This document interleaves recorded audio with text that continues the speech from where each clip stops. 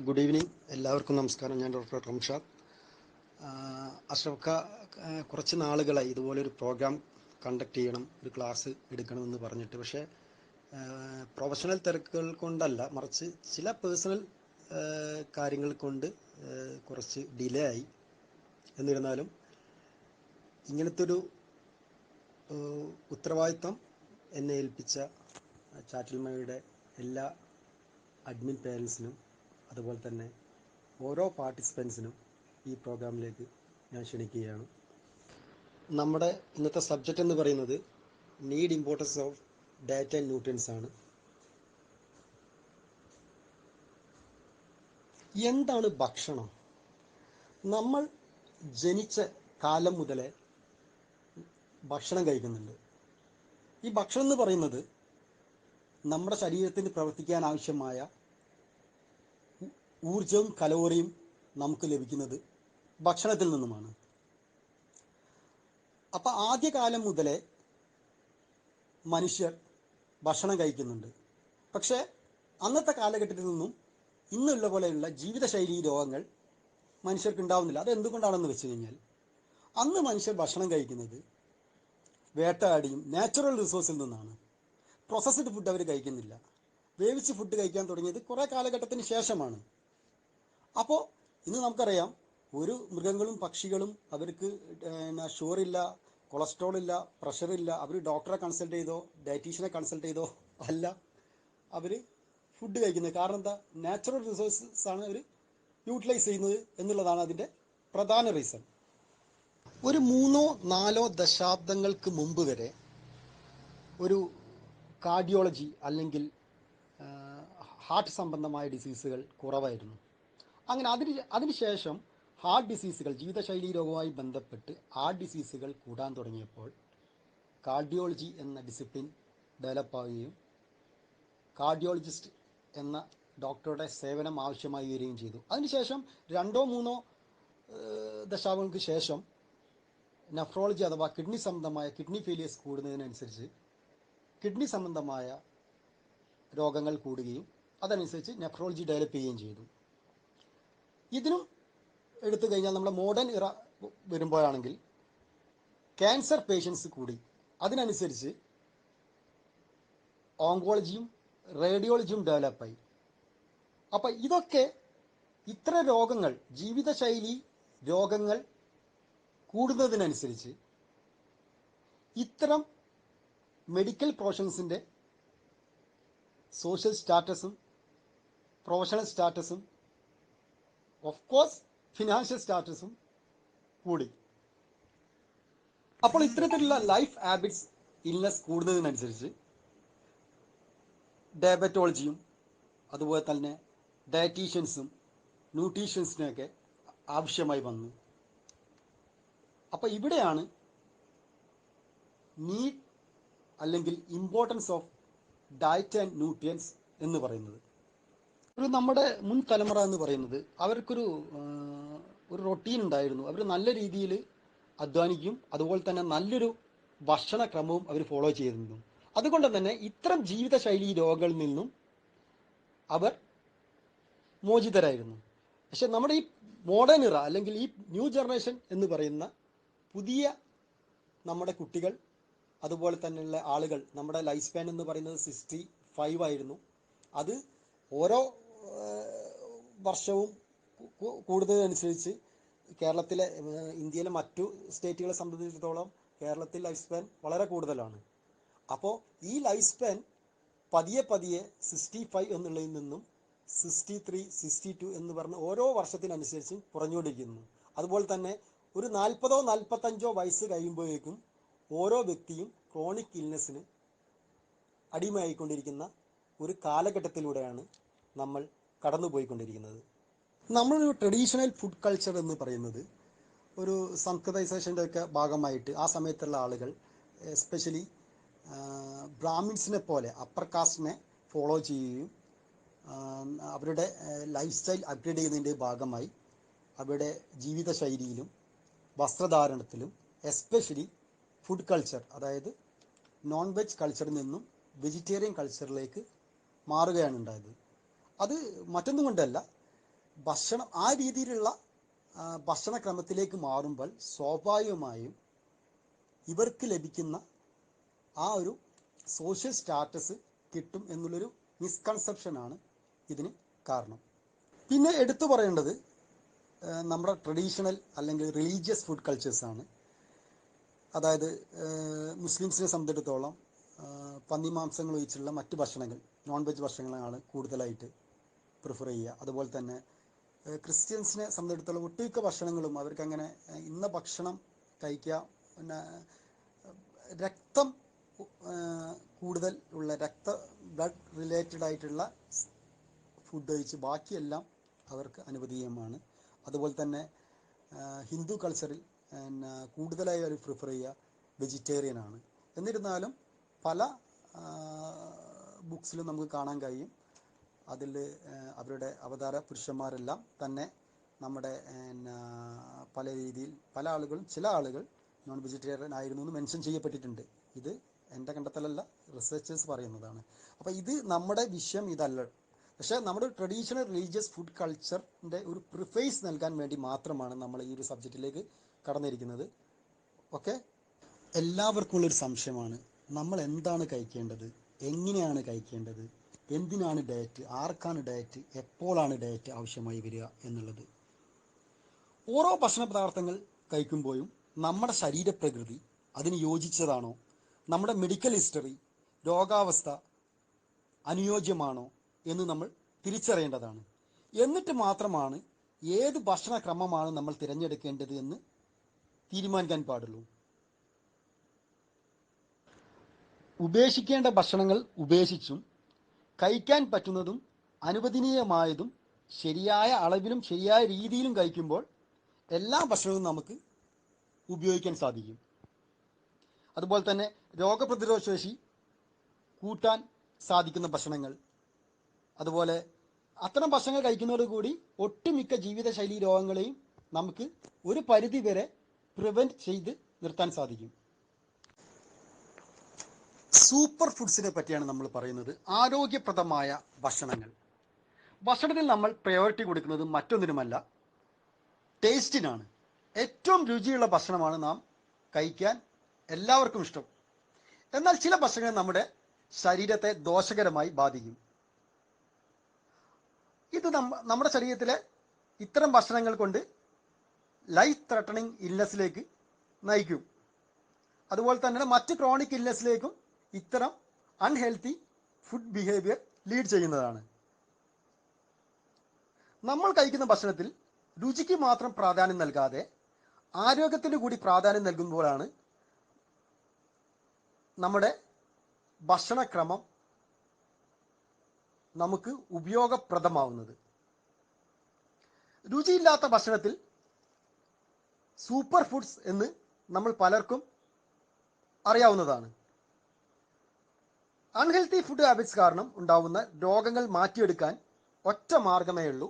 അത് മറ്റൊന്നുമല്ല, ആരോഗ്യമായ ഭക്ഷണക്രമത്തിലേക്ക് നാം മടങ്ങി വരിക, അതുപോലെ തന്നെ ആവശ്യത്തിന് എക്സസൈസും വ്യായാമവും ചെയ്യുക എന്നത് മാത്രമാണ് ഇതിനുള്ള ഒരു ഏക മാർഗം. അങ്ങനെ നമ്മൾ രുചി കുറവുള്ള പോഷകാഹാരങ്ങൾ ഏതൊക്കെയാണ്, നമ്മൾ നേരത്തെ പറഞ്ഞ സൂപ്പർ ഫുഡ്സ് ഏതൊക്കെയാണെന്ന് നമുക്ക് നോക്കാം. പ്രധാനപ്പെട്ട സൂപ്പർ ഫുഡിൽ ഒന്നാണ് ഏറ്റവും അവൈലബിൾ ആയിട്ടുള്ള ഏറ്റവും വില കുറഞ്ഞതുമായ നമ്മുടെ നാട്ടും പ്രദേശത്തൊക്കെ ലഭിക്കുന്ന ചീര എന്ന് പറയുന്നത്. തുച്ഛമായ വിലയുള്ളതും വളരെ അവൈലബിലിറ്റി ഉള്ളതുമാണ്. അതുപോലെ തന്നെ നമ്മളെ സംബന്ധിച്ചിടത്തോളം നമ്മുടെ പുതിയ തലമുറക്ക് വളരെ അലർജി ഉള്ളതുമായ ഒരു ഭക്ഷണ പദാർത്ഥമാണ് ചീര. കുട്ടികളുടെ ഡെവലപ്മെന്റ് സ്റ്റേജിൽ കറിയായോ ഉപ്പേരിയായോ കൊടുക്കുന്നത് ശീലമാക്കുക. കാരണം ചീരയിൽ അടങ്ങിയിരിക്കുന്ന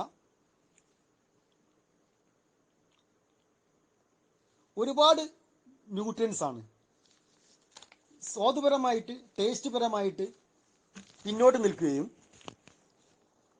എന്നാൽ ആരോഗ്യപരമായി ഒരുപാട് ഔഷധ ഗുണങ്ങൾ ഉള്ള ഒരു ഗ്രീൻ ലീഫാണ് ചീര എന്ന് പറയുന്നത്. കുറഞ്ഞ കലോറിയുള്ള ഇതിൽ ഒരുപാട് ആന്റി ഓക്സിഡൻസ് ധാരാളമായി അടങ്ങിയിരിക്കുന്നു. അതുപോലെ തന്നെ ഓവറി ക്യാൻസർ, പ്രോസ്റ്റേറ്റ് ക്യാൻസർ എന്നിവയെ പ്രിവെന്റ് ചെയ്യുന്നതിൽ ഇത് വളരെ ഗുണകരമാണ്. അതുപോലെ തന്നെ മറ്റൊരു സൂപ്പർ ഫുഡ്സ് ആണ് ഓട്സ് എന്നത്. പോഷക സമ്പുഷ്ടമായ ഭക്ഷണത്തിൽ പെടുന്ന ഒന്നാണ് ഓട്സ്. എന്നാൽ ഇതിന് സ്വാദ് കുറവാണ്, ടേസ്റ്റ് വളരെ കുറവായിരിക്കും. എന്നാൽ പല പാരൻസും ഇതിൻ്റെ ഗുണം മനസ്സിലാക്കി കുട്ടികൾക്ക് ഓട്സ് പാലിൽ കലർത്തി ബ്രേക്ക്ഫാസ്റ്റിൻ്റെ രൂപത്തിൽ കൊടുക്കുന്നതായി കണ്ടുവരുന്നുണ്ട്. Blood pressure, heart disease, digestion problems, രക്തസമ്മർദ്ദം, ഹൃദയ സംബന്ധമായ രോഗങ്ങൾ, അതുപോലെ തന്നെ ദഹന സംബന്ധമായ പ്രശ്നങ്ങൾ എന്നിവയ്ക്ക് ഓട്സ് വളരെ ഉപകാരപ്രദമാണ്. അതുകൊണ്ട് തന്നെ നമ്മുടെ ഭക്ഷണക്രമത്തിൽ ഓട്സിന് മുഖ്യ സ്ഥാനം നൽകാൻ ശ്രമിക്കുക. അതുപോലെ തന്നെ ഒരു പ്രധാനപ്പെട്ട സൂപ്പർ ഫുഡാണ് ഡ്രൈ ഫ്രൂട്ട്സിൽ വരുന്ന ഉണക്കമുന്തിരി എന്ന് പറയുന്നത്. ഇത് വളരെ ന്യൂട്രിയൻ്റ് ആയിട്ടുള്ളൊരു ഡ്രൈ ഫ്രൂട്ട്സ് ആണ്. ഇതിൽ ധാരാളം ആൻറ്റി ഓക്സിഡൻസ് അടങ്ങിയിരിക്കുന്നു. അതുപോലെ തന്നെ ഇമ്മ്യൂണിറ്റി ലെവൽ കൂട്ടുന്നതിന് ഇത് സഹായകരമാണ്. അതുപോലെ തന്നെ മറ്റൊരു സൂപ്പർ ഫുഡാണ് ഫ്ലാക്സീഡ് അഥവാ ചണവിത്ത്. ഇതിൻ്റെ ഗുണങ്ങളെക്കുറിച്ച് പലർക്കും അറിവില്ല. അതുകൊണ്ട് തന്നെ ഇത് തീരെ ആളുകൾ ഉപയോഗപ്പെടുത്തുന്നില്ല. ഇതിൻ്റെ ഗുണങ്ങളെക്കുറിച്ച് നമ്മൾ അറിയുകയാണെങ്കിൽ ശരിക്കും നമ്മളെ അത്ഭുതപ്പെടുത്തും. മാഗ്നീഷ്യം, പൊട്ടാസ്യം, ഫൈബർ എന്നീ കണ്ടന്റുകൾ ഇതിൽ ധാരാളമായി അടങ്ങിയിരിക്കുന്നു. അതുകൊണ്ട് തന്നെ കോൺസ്റ്റിപ്പേഷൻ, ദഹന സംബന്ധമായ പ്രശ്നങ്ങൾ, മലബന്ധം, ഡയറിയ പോലെയുള്ള പ്രശ്നങ്ങൾക്ക് ഇത് അത്യുത്തമമാണ്. അടുത്ത സൂപ്പർ ഫുഡ് എന്ന് പറയുന്നത് ബ്രോക്കോളിയാണ്. ബ്രോക്കോളി സൂപ്പർ ഫുഡിലെ രാജാവ് എന്നൊക്കെയാണ് അറിയപ്പെടുന്നത്. രുചിയുടെ കാര്യത്തിൽ ഒരുപാട് പുറകിലാണെങ്കിലും ന്യൂട്രിയൻറ്റിൻ്റെ കാര്യത്തിൽ വളരെ മുൻപന്തിയിലാണ് broccoli. Vitamin C, ബീറ്റോ keratin, iron എന്നിവ ധാരാളം അടങ്ങിയിട്ടുള്ള ഒന്നാണ് ബ്രോക്കോളി. ഇതിലെ ഏറ്റവും പ്രധാനപ്പെട്ട ഗുണം എന്നത് തലച്ചോറിൻ്റെ ആരോഗ്യത്തിന് ഇത് വളരെ ഗുണപരമാണ്. അതുപോലെ തന്നെ പല ജീവിതശൈലി രോഗങ്ങളെ ചെറുക്കുന്നതിനും ഇത് അത്യുത്തമമാണ്. അതുകൊണ്ട് തന്നെ ഇത് നമ്മുടെ ഡെയിലി ഭക്ഷണക്രമത്തിൻ്റെ ഭാഗമാക്കേണ്ടത് അത്യാവശ്യമാണ്. അടുത്തത് ബീട്രൂട്ടാണ്. ഇത് നമ്മുടെ ശരീരാരോഗ്യത്തിന് മാത്രമല്ല സൗന്ദര്യ സംരക്ഷണത്തിനും സഹായിക്കുന്ന ഒരു സൂപ്പർ വെജിറ്റബിളാണ്. പൊട്ടാസ്യം, അയൺ, വൈറ്റമിൻ എ എന്നിവയാൽ സമ്പുഷ്ടമാണ് ബീട്രൂട്ട്. മാത്രമല്ല സ്റ്റാമിന കൂട്ടുന്നതിനും ബ്ലഡ് സർക്കുലേഷനും ഇംപ്രൂവ് ചെയ്യുന്നതിനും ഇത് വളരെ സഹായകരമാണ്. അടുത്തത് പ്ലംസ് ആണ്. പ്ലംസ് പക്ഷേ ആളുകൾക്ക് ഇഷ്ടമാണ്. പക്ഷേ ഇത് ഫ്രഷായി കഴിക്കാനാണ് കൂടുതൽ ആളുകളും പ്രിഫർ ചെയ്യുക. എന്നാൽ ഇത് നമ്മൾ ഫ്രഷായി കഴിക്കുന്നതിനേക്കാൾ ഉത്തമം ഇത് ഡ്രൈ ചെയ്ത് ഉണക്കിയതിന് ശേഷം കഴിക്കുക എന്നുള്ളതാണ്. അങ്ങനെ ആകുമ്പോൾ ഇതിൽ കൂടുതൽ ആൻറ്റി ഓക്സിഡൻസ് അടങ്ങിയതാണ്. കൂടാതെ ധാരാളം ഫൈബർ കണ്ടന്റും അടങ്ങിയിട്ടുണ്ട്. ഇത് പ്രതിരോധശേഷി കൂട്ടാൻ ഏറ്റവും നല്ലൊരു ഫ്രൂട്ട്സാണ്. അതുപോലെ തന്നെ കസ്കസ് നമ്മൾ സാധാരണമായി ഉപയോഗിക്കുന്നത് ജ്യൂസുകളിലും കേക്കുകളിലും ഒക്കെയാണ്. കാരണം കസ്കസ് മാത്രമായി കഴിക്കുമ്പോൾ സ്വാഭാവികമായിട്ട് ടേസ്റ്റ് കിട്ടുന്നില്ല. അപ്പം നമ്മൾ മറ്റുള്ള ഭക്ഷണ പദാർത്ഥത്തിൻ്റെ കൂടെയാണ് ഇത് ഉപയോഗിക്കുന്നത്. ഇത് ഏറ്റവും കൂടുതൽ ഇത് ഉപയോഗപ്രദം എന്ന് പറയുന്നത് ഓവർ ഈറ്റിംഗ് ഒക്കെ ഉള്ള ആളുകൾക്ക്, ഈറ്റിംഗ് ഡിസോർഡർ ഒക്കെ ഉള്ള ആളുകൾക്ക് വിശപ്പ് കുറയ്ക്കുന്നതിന് ഇത് വഴിയൊരുക്കും. മാത്രമല്ല ഈ കസ്കസ് എന്ന് പറയുന്നത് പ്രോട്ടീൻ്റെ ഒരു കലവറയാണ്. അപ്പോൾ ആളുകൾക്ക് കസ്കസ് ജ്യൂസും മറ്റു ആളുകൾ ഉപയോഗിക്കുന്നുണ്ടെങ്കിലും ഇതിൻ്റെ ഒരു ന്യൂട്രിയൻ എത്രമാത്രം ഉണ്ട് എന്നുള്ളതിനെ പറ്റി ആളുകൾ അത്രയും അവെയർ അല്ല. പിന്നെ എടുത്തു പറയേണ്ട ഒരു സൂപ്പർ ഫുഡ് എന്ന് പറയുന്നത് ജീരകമാണ്. ജീരകം സ്വാഭാവികമായിട്ട് നമ്മൾ ഉപയോഗിക്കുന്നത് കറികൾ കൂടിയും അതുപോലെ തന്നെ ജീരമിട്ട തിളപ്പച്ചാറ്റിയ വെള്ളം വഴിയും നമ്മൾ ജീരകം കുടിക്കാറുണ്ട്. എന്നാൽ ഇതിന്റെ ഗുണങ്ങളെക്കുറിച്ച് പലർക്കും അറിയില്ല. ഒട്ടേറെ ഔഷധ ഗുണങ്ങളുള്ള ഒന്നാണ് ജീരകം എന്ന് പറയുന്നത്. വയറിന്റെ പ്രശ്നങ്ങളായ അസിഡിറ്റി, വിശപ്പ് സംബന്ധമായ പ്രശ്നങ്ങൾ, ദഹന സംബന്ധമായ പ്രശ്നങ്ങൾക്കും ഉത്തമ പരിഹാരമാണ് ജീരകം. അതുപോലെ തന്നെ കുട്ടികളിലും മറ്റും കാണുന്ന പനി, ചുമ, കഫക്കെട്ട് എന്നിവയ്ക്കും ഉത്തമ പരിഹാരമാണ് ജീരകം. അതുപോലെ സ്ത്രീകളിൽ ഉണ്ടാകുന്ന ഗർഭാശയ സംബന്ധമായ പ്രശ്നങ്ങൾക്കും ഗർഭാശയ ശുദ്ധിക്കും പ്രസവത്തിന് ശേഷം മുലപ്പാലിന്റെ ഉൽപാദനം കൂട്ടുന്നതിനും ജീരകം അത്യുത്തമമാണ്. ഇനി സൂപ്പർ ഫുഡിന്റെ കൂടെ തന്നെ നമുക്ക് എടുത്തു പറയാവുന്ന ഫ്രൂട്ട്സുകളിൽ ഏറ്റവും ഇമ്പോർട്ടൻ്റ് ആയിട്ടുള്ള ഫ്രൂട്ട്സ് എന്ന് പറയുന്നത് ആപ്പിൾ, സിൽവർ ഫ്രൂട്ട്, ഗൗവ എന്നൊക്കെ അറിയപ്പെടുന്ന പേരക്ക, ബനാന, അതുപോലെ തന്നെ ഓറഞ്ച് എന്നിവയാണ്. നമ്മൾ തന്നെ പറഞ്ഞു കേട്ടിട്ടുണ്ട്, ഒരു ആപ്പിൾ ഡെയിലി കഴിക്കുകയാണെങ്കിൽ നമുക്ക് ഡോക്ടേഴ്സിൽ നിന്നും വിട്ടുനിൽക്കാം എന്നുള്ളത്. ഇത് പഴയൊരു നമ്മൾ പറഞ്ഞു കേട്ടിട്ടുള്ള ഒന്നാണ്. പക്ഷേ പലർക്കും ആപ്പിൾ എന്ന് പറയുന്ന സീസൺ പരമായിട്ട് 150-200 ഒക്കെ പ്രൈസ് വരുന്ന ഒരു താരതമ്യേന നമ്മുടെ മറ്റ് ഫ്രൂട്ട്സിനൊക്കെ അപേക്ഷിച്ച് നോക്കുമ്പോൾ കുറച്ചും കൂടിയ പ്രൈസ് ഉള്ളൊരു ഫ്രൂട്ട്സാണ്. എന്നിരുന്നാലും നമ്മൾ മനസ്സിലാക്കേണ്ടത്, പേരക്ക ആളുകൾ പറയും പാവപ്പെട്ടവരുടെ ആപ്പിൾ എന്നറിയപ്പെടും. പക്ഷേ പാവപ്പെട്ടവർ മാത്രമല്ല, എല്ലാ ആളുകളുടെയും. പേരക്കയുടെയൊക്കെ ഔഷധ ഗുണങ്ങളെപ്പറ്റി നമ്മളത് പറയുകയാണെങ്കിൽ ഒരു ദിവസം അതിന് തന്നെ വേണ്ടി വരും. അത്രക്ക് ഔഷധ ഗുണങ്ങളുള്ള ഒന്നാണ് പേരക്ക എന്ന് പറയുന്നത്. കുട്ടികൾക്ക് അതുപോലെ തന്നെ പല ഫ്രൂട്ട്സും നമുക്ക് ഷുഗർ പേഷ്യൻസിനൊന്നും നമുക്ക് റെക്കമെൻഡ് ചെയ്യാൻ പറ്റില്ല. ഷുഗർ പേഷ്യൻസിന് റെക്കമെൻഡ് ചെയ്യാൻ പറ്റുന്ന ഫ്രൂട്ട്സുകളിൽ പ്രഥമ ഫ്രൂട്ട്സ് ആണ് പേരക്ക എന്ന് പറയുന്നത്. അതുപോലെ സ്ട്രെസ് റിലീഫിനും ഒട്ടേറെ ഗുണങ്ങളുള്ള ഒന്നാണ് പേരക്ക എന്ന് പറയുന്നത്. അതുപോലെ തന്നെ ബനാന, നമ്മൾ സാധാരണ വാഴപ്പഴം, ഷുഗർ ഇല്ലാത്ത ആളുകൾക്ക്, ഏത് ചെറിയ കുട്ടി മുതൽ വലിയ ആളുകൾ വരെ ഡെയിലി 2 വാഴപ്പഴം കഴിക്കുന്നത് വളരെ അത്യുത്തമമാണ് നമ്മുടെ ഡൈജഷൻ പ്രോസസ്സിനും. അതുപോലെ തന്നെ ഒട്ടുമിക്ക വളരെ വൈറ്റമിൻ, പ്രോട്ടീനും വളരെ ന്യൂട്രിയൻറ്റുമായിട്ടുള്ളൊരു ഒന്നാണ്. ഏറ്റവും അവൈലബിലിറ്റി ഉള്ള ഒന്നാണ്. ഏറ്റവും വില കുറഞ്ഞൊരു ഫ്രൂട്ടാണ് ബനാന എന്ന് പറയുന്നത്. അതുപോലെ തന്നെ വൈറ്റമിൻ ബി കോംപ്ലക്സ് അടങ്ങിയിരിക്കുന്ന മിൽക്ക്, ബട്ടർ മിൽക്ക്, കേട്, yoghurt, greeny leaf, vegetables, seeds, പലതരത്തിലുള്ള ധാന്യങ്ങൾ, നട്ട്സ്, ചൂര, അയല, മത്തി പോലെയുള്ള ഫിഷ് ഐറ്റംസ്. അതുപോലെ തന്നെ ഇതിൻ്റെ കൂടെ തന്നെ നമുക്ക് വല്ലപ്പോഴും മാസത്തിൽ 2-3 തവണയൊക്കെ, അല്ലെങ്കിൽ 1-2 തവണയൊക്കെ റെഡ് മീറ്റും കഴിക്കാവുന്നതാണ്. പക്ഷേ റെഡ് മീറ്റ് എന്ന് പറയുമ്പോൾ റെഡ് മീറ്റ് കൺട്രോൾഡ് ആണ്. നമുക്ക് ദിവസേനയുള്ള നമ്മുടെ ഡയറ്റിൽ ഉൾപ്പെടുത്താൻ പറ്റുന്ന ഒന്നല്ല റെഡ് മീറ്റ്. പക്ഷേ നമുക്ക് ആവശ്യത്തിൻ്റെ ബി കോംപ്ലക്സ് കിട്ടാൻ റെഡ് മീറ്റ് അത്യാവശ്യമാണ്. അപ്പോൾ ഫിഷ്, ചിക്കൻ എന്നിവ നമ്മൾ ഡെയിലി കഴിക്കുന്ന ആളുകളാണെങ്കിൽ ഫ്രൈ ചെയ്ത് ഉപയോഗിക്കുന്നതിന് പകരം കറി വെച്ച് ഉപയോഗിക്കാൻ ശ്രമിക്കുക. ഇനി നമ്മൾ പറയുന്നത് ഡിഫറെൻറ്റ് കൈൻഡ്സ് ഓഫ് ഡയറ്റ്സ് ആണ്. ഇന്ന് ഡയറ്റ് എന്ന് പറയുന്നത് ഒരു ഫാഷനാണ്, ഒരു ട്രെൻഡാണ്. ന്യൂ ജനറേഷൻ കുട്ടികളിൽ, ടീനേജേഴ്സിന്, അഡോൾസൻസിനൊക്കെ ഈ ഡയറ്റ് എന്ന് പറയുന്നത് ഒരു ഫാഷനായിട്ട്, ഒരു ട്രെൻഡായി മാറിക്കഴിഞ്ഞിരിക്കുന്നു. സത്യത്തിൽ എന്താണ് ഡയറ്റ്? ഈ കാലഘട്ടത്തിൽ മാത്രമാണോ ഡയറ്റ്? അതിനു മുമ്പ് ജീവിച്ചിരുന്ന ആളുകൾക്കൊന്നും ഡയറ്റ് ഇല്ലേ? ഡയറ്റ് പ്ലാൻ ഇല്ലേ? നമ്മൾ മനസ്സിലാക്കേണ്ട കാര്യം എന്ന് പറഞ്ഞു കഴിഞ്ഞാൽ, ഇപ്പം ഈ അടുത്ത് ഏറ്റവും കൂടുതൽ ജനപ്രീതി നേടിയ ഒരു ഡയറ്റ് പ്ലാനാണ് കീറ്റോജനിക് ഡയറ്റ് അഥവാ കീറ്റോ ഡയറ്റ് എന്നറിയപ്പെടുന്നത്. പക്ഷേ ആളുകൾക്കറിയില്ല, ഇത് മാത്രമല്ല ഡയറ്റ് പ്ലാൻ എന്ന് പറയുന്നത്. പല രീതിയിലുള്ള ഡയറ്റ് ഉണ്ട്. ലോ കാർബോഹൈഡ്രേറ്റ് ഡയറ്റ്, ഇത് നേരത്തെ ഞാൻ പറഞ്ഞ ketogenic diet, Dukan diet, high fat diet, Atkins diet,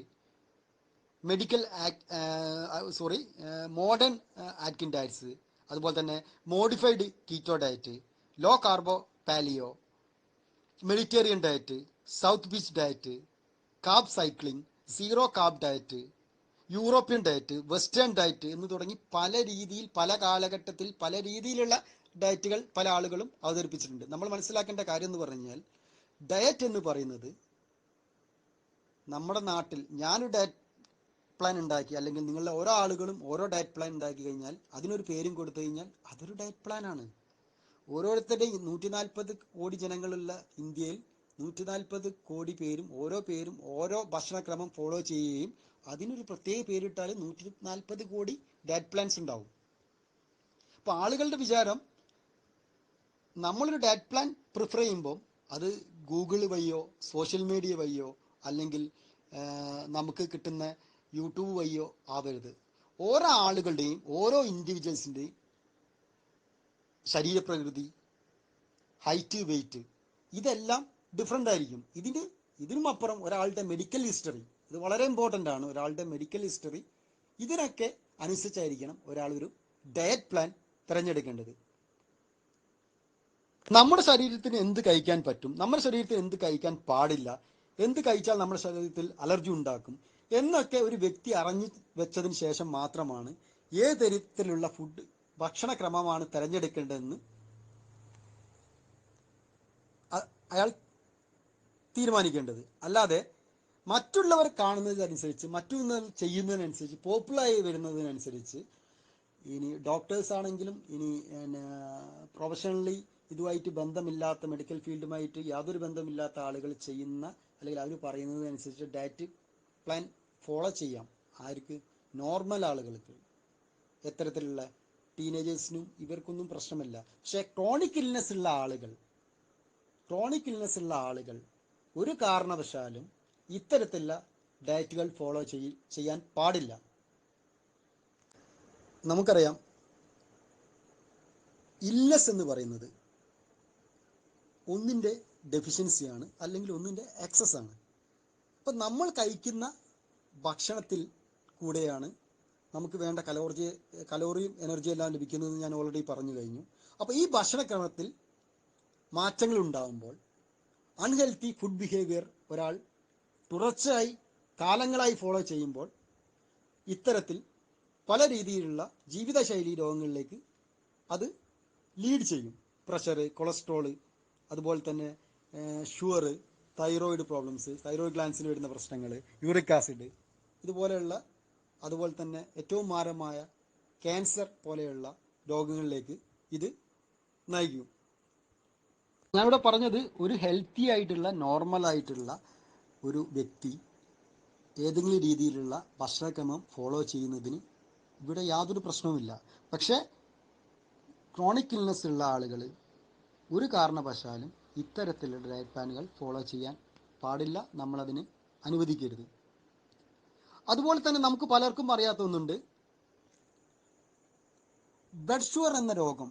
പല ആളുകൾക്കും അതിനെക്കുറിച്ച് അവയർനെസ് ഇല്ല. മോഡേൺ മെഡിസിനിൽ അതിന് ചികിത്സയില്ല.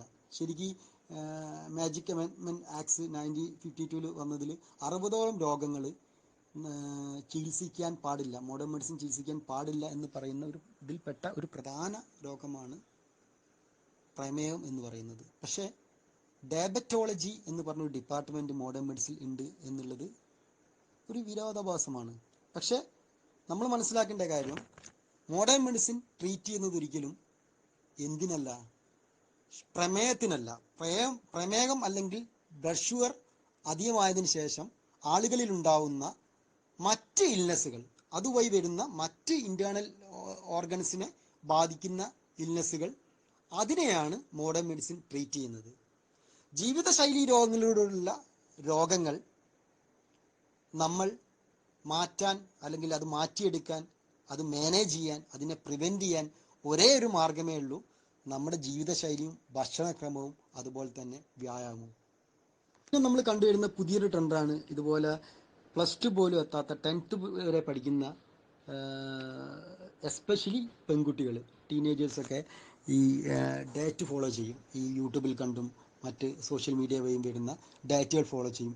ഇതിലേറ്റവും അത്ഭുതപ്പെടുത്തുന്ന ഒരു സംഗതി എന്ന് വെച്ച് കഴിഞ്ഞാൽ, ഇവർക്ക് നോർമലി വേണ്ട ഐഡിയൽ വെയിറ്റ്, ഇവരുടെ ഹൈറ്റിനനുസരിച്ചിട്ടുള്ള ഐഡിയൽ വെയിറ്റ് ഇവർക്ക് ഉണ്ടാവില്ല. നോർമലി ഇവർക്ക് വെയിറ്റ് ഇല്ല. ഇവരുടെ ആരോഗ്യസ്ഥിതി പെർഫെക്റ്റ് ആണെന്ന് നമുക്ക് പറയാൻ പറ്റില്ല. വേണ്ട ന്യൂട്രിയൻസ് ഇവർക്ക് ലഭിക്കുന്നില്ല. പലർക്കും മാൽന്യൂട്രീഷൻ പോലുള്ള പ്രശ്നങ്ങളുണ്ടാവും. ഇത്തരക്കാരാണ് പല രീതിയിലുള്ള ഡയറ്റുകൾ ഫോളോ ചെയ്യുന്നത്. എന്തിനു വേണ്ടി? തടി കുറയ്ക്കാൻ, സ്ലിം ആവാൻ. അപ്പം ഇത് നിങ്ങൾ തന്നെ ചിന്തിച്ചു നോക്കുക, ഇത് അപകടം ക്ഷണിച്ചു വരുത്തലാണ്. കാരണം പ്രത്യേകിച്ച് പെൺകുട്ടികൾക്ക് പ്യൂബർട്ടി ടൈമിൽ മറ്റു ആളുകളെക്കാൾ കൂടുതൽ എന്ത് വേണ്ടി വരും? വൈറ്റമിനും പ്രോട്ടീനും ന്യൂട്രിയൻസും ആവശ്യമായി വരും. അപ്പോൾ ഇവർ കൂടുതലും ഇവരിൽ കണ്ടുവരുന്നത് ബ്രേക്ക്ഫാസ്റ്റ് സ്കിപ്പ് ചെയ്യുക എന്നുള്ളതൊക്കെയാണ്. ബ്രേക്ക്ഫാസ്റ്റ് സ്കിപ്പ് ചെയ്യുകൊണ്ട് ഒരു കാരണവശാലും തടി കുറയാൻ പോകുന്നില്ല, അത് തടി കൂടുകയുള്ളൂ. അത് നമ്മൾ അതിലേക്ക് കിടക്കുന്നുണ്ട്, നമ്മൾ പറയുന്നുണ്ട്. അപ്പോൾ ഇത്തരം, പിന്നെ അതുപോലെ തന്നെ ഈ പ്യൂബർട്ടി മാത്രമല്ല, ഈ മുതിർന്ന സ്ത്രീകളിലും പ്രീനാറ്റൽ സ്റ്റേജിൽ പ്രസവമായ പ്രഗ്നൻസി പീരീഡിൽ ഒക്കെ സ്ത്രീകളിൽ അതുപോലെ തന്നെ മറ്റുള്ളവരെക്കാളും കൂടുതൽ കലോറി ആവശ്യമായി വരും. എന്നിരുന്നാലും ഇത്തരം കുട്ടികൾ, ഈ ടീനേജേഴ്സ്, അവർക്ക് ഏറ്റവും ഇമ്പോർട്ടൻ്റ് ആയത് അവരുടെ യൂട്രസിൻ്റെ ഡെവലപ്മെൻ്റ് ഒക്കെ നടക്കുന്ന ഒരു സ്റ്റേജാണ് ഈ 13-14 എന്ന് പറയുന്ന ഏജ്. അപ്പോൾ ഈ ഏജിൽ അവർ വളരെ ന്യൂട്രിയൻ്റ് ആയിട്ടുള്ള ഫുഡ് കഴിക്കാതെ ഇതുപോലെ അൺഹെൽത്തി ആയിട്ടുള്ള ഡയറ്റ് ഫോളോ ചെയ്യുമ്പോൾ അത് എത്രമാത്രം അപകടകരമാണെന്ന് ഉള്ള ഒരു അവയർനെസ് ഇത്തരക്കാർക്ക് നൽകേണ്ടതായിട്ടുണ്ട്. ഇപ്പം ഞാൻ പറഞ്ഞതുപോലെ ബ്രേക്ക്ഫാസ്റ്റ് സ്കിപ്പ് ചെയ്യുക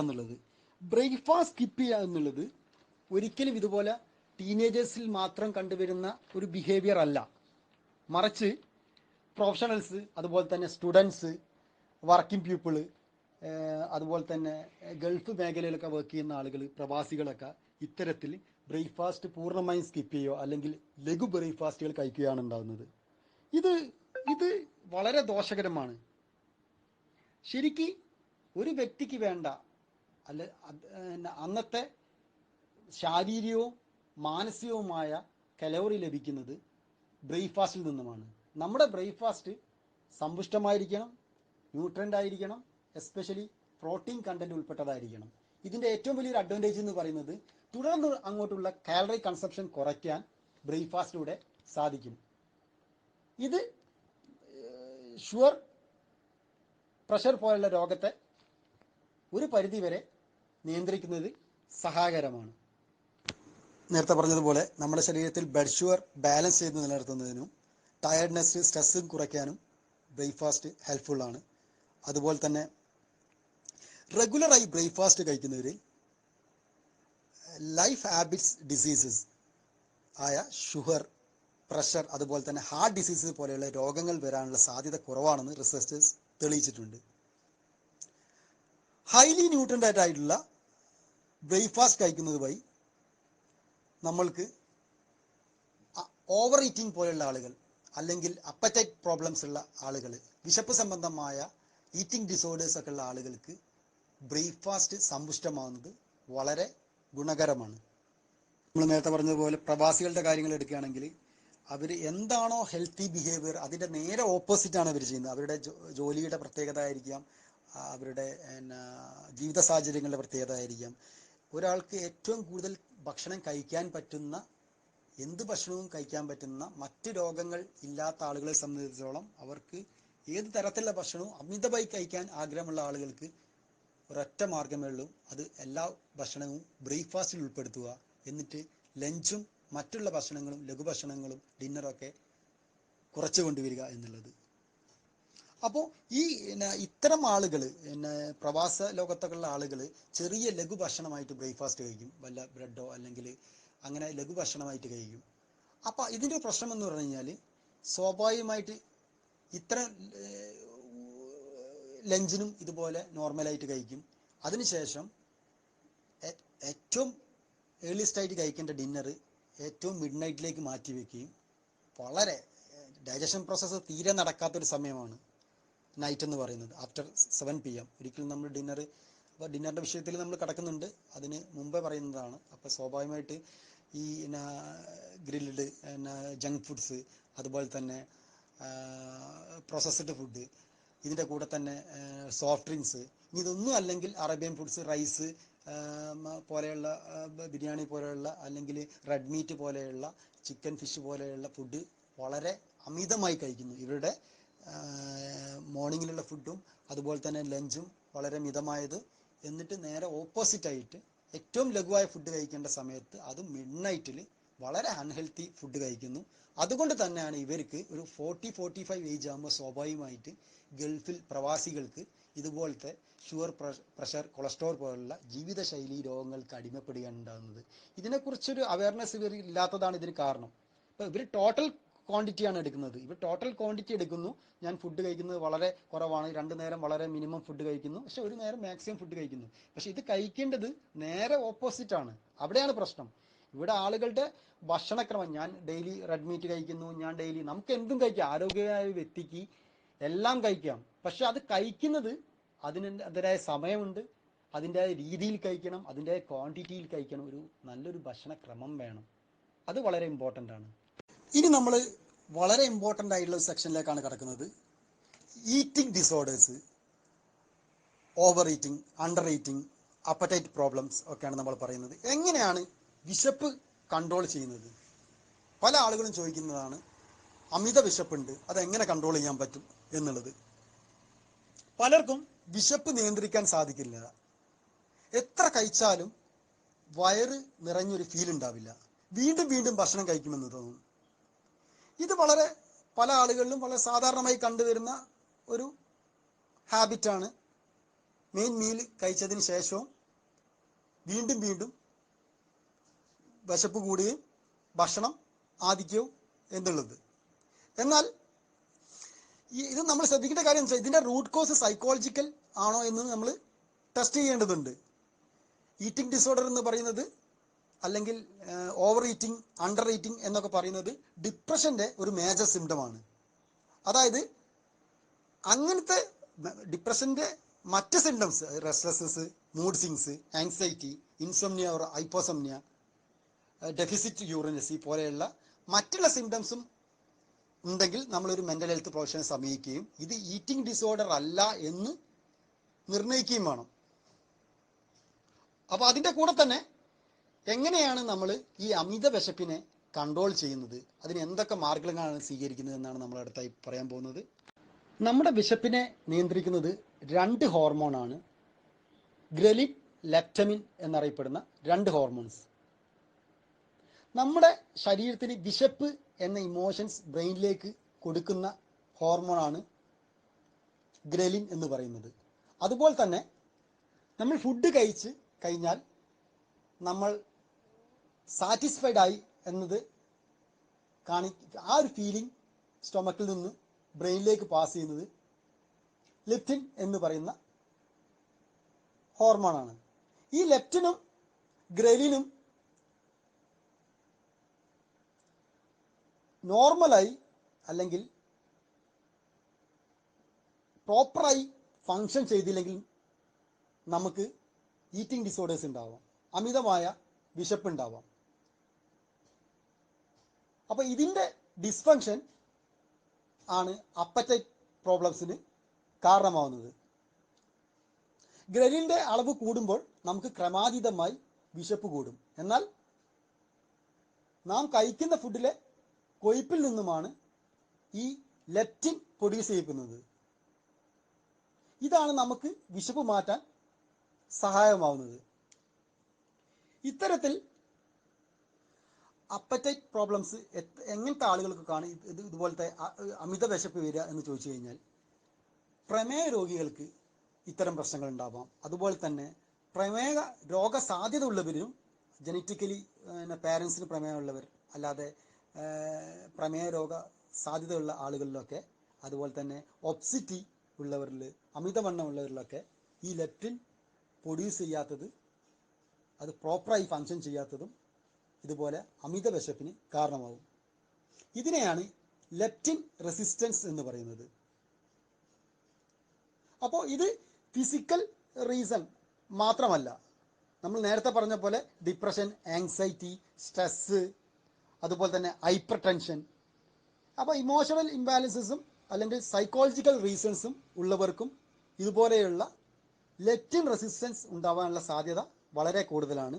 എസ്പെഷ്യലി സ്ത്രീകൾ, നമ്മൾ പല മൂവിയിലും ഒക്കെ കണ്ടിട്ടുണ്ടാവും, അല്ലെങ്കിൽ നമുക്ക് അറിയാവുന്ന പല സ്ത്രീകളിലും ഇത്തരം പ്രശ്നങ്ങളുള്ളതായി നമുക്കറിയാം, അല്ലേ? ഡിപ്രഷൻ വരുന്ന സമയത്ത്, ആങ്സൈറ്റി വരുമ്പോൾ, അത് അമിതമായി ടെൻഷൻ വരുന്ന സമയത്തൊക്കെ സ്ത്രീകളിലാണ് കൂടുതലായിട്ട് ഇതുപോലത്തെ ഓവർ ഈറ്റിംഗ് ഹാബിറ്റ്സ് ഒക്കെ കണ്ടുവരുന്നത്.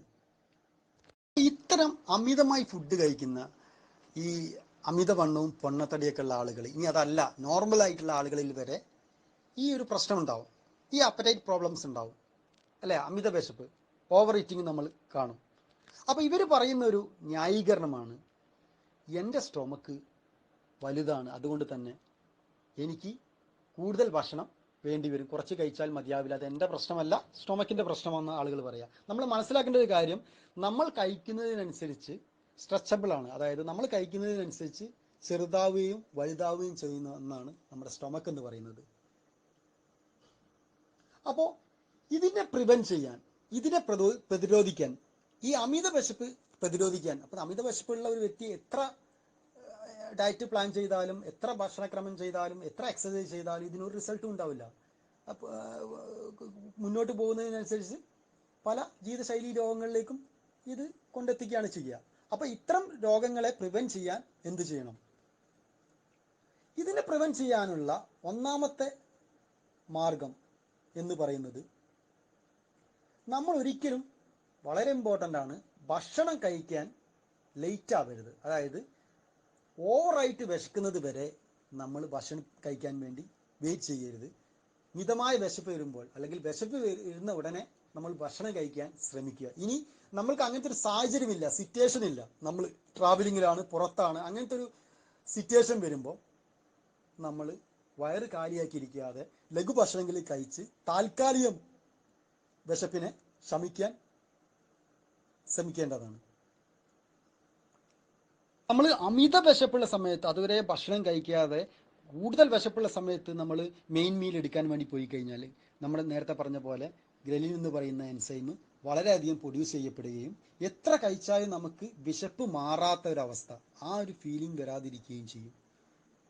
നമ്മൾ നമ്മുടെ സ്റ്റൊമക്കിൻ്റെ കപ്പാസിറ്റിയേക്കാൾ കൂടുതൽ ഭക്ഷണം കഴിക്കാൻ ഇത് ഇടയാക്കും.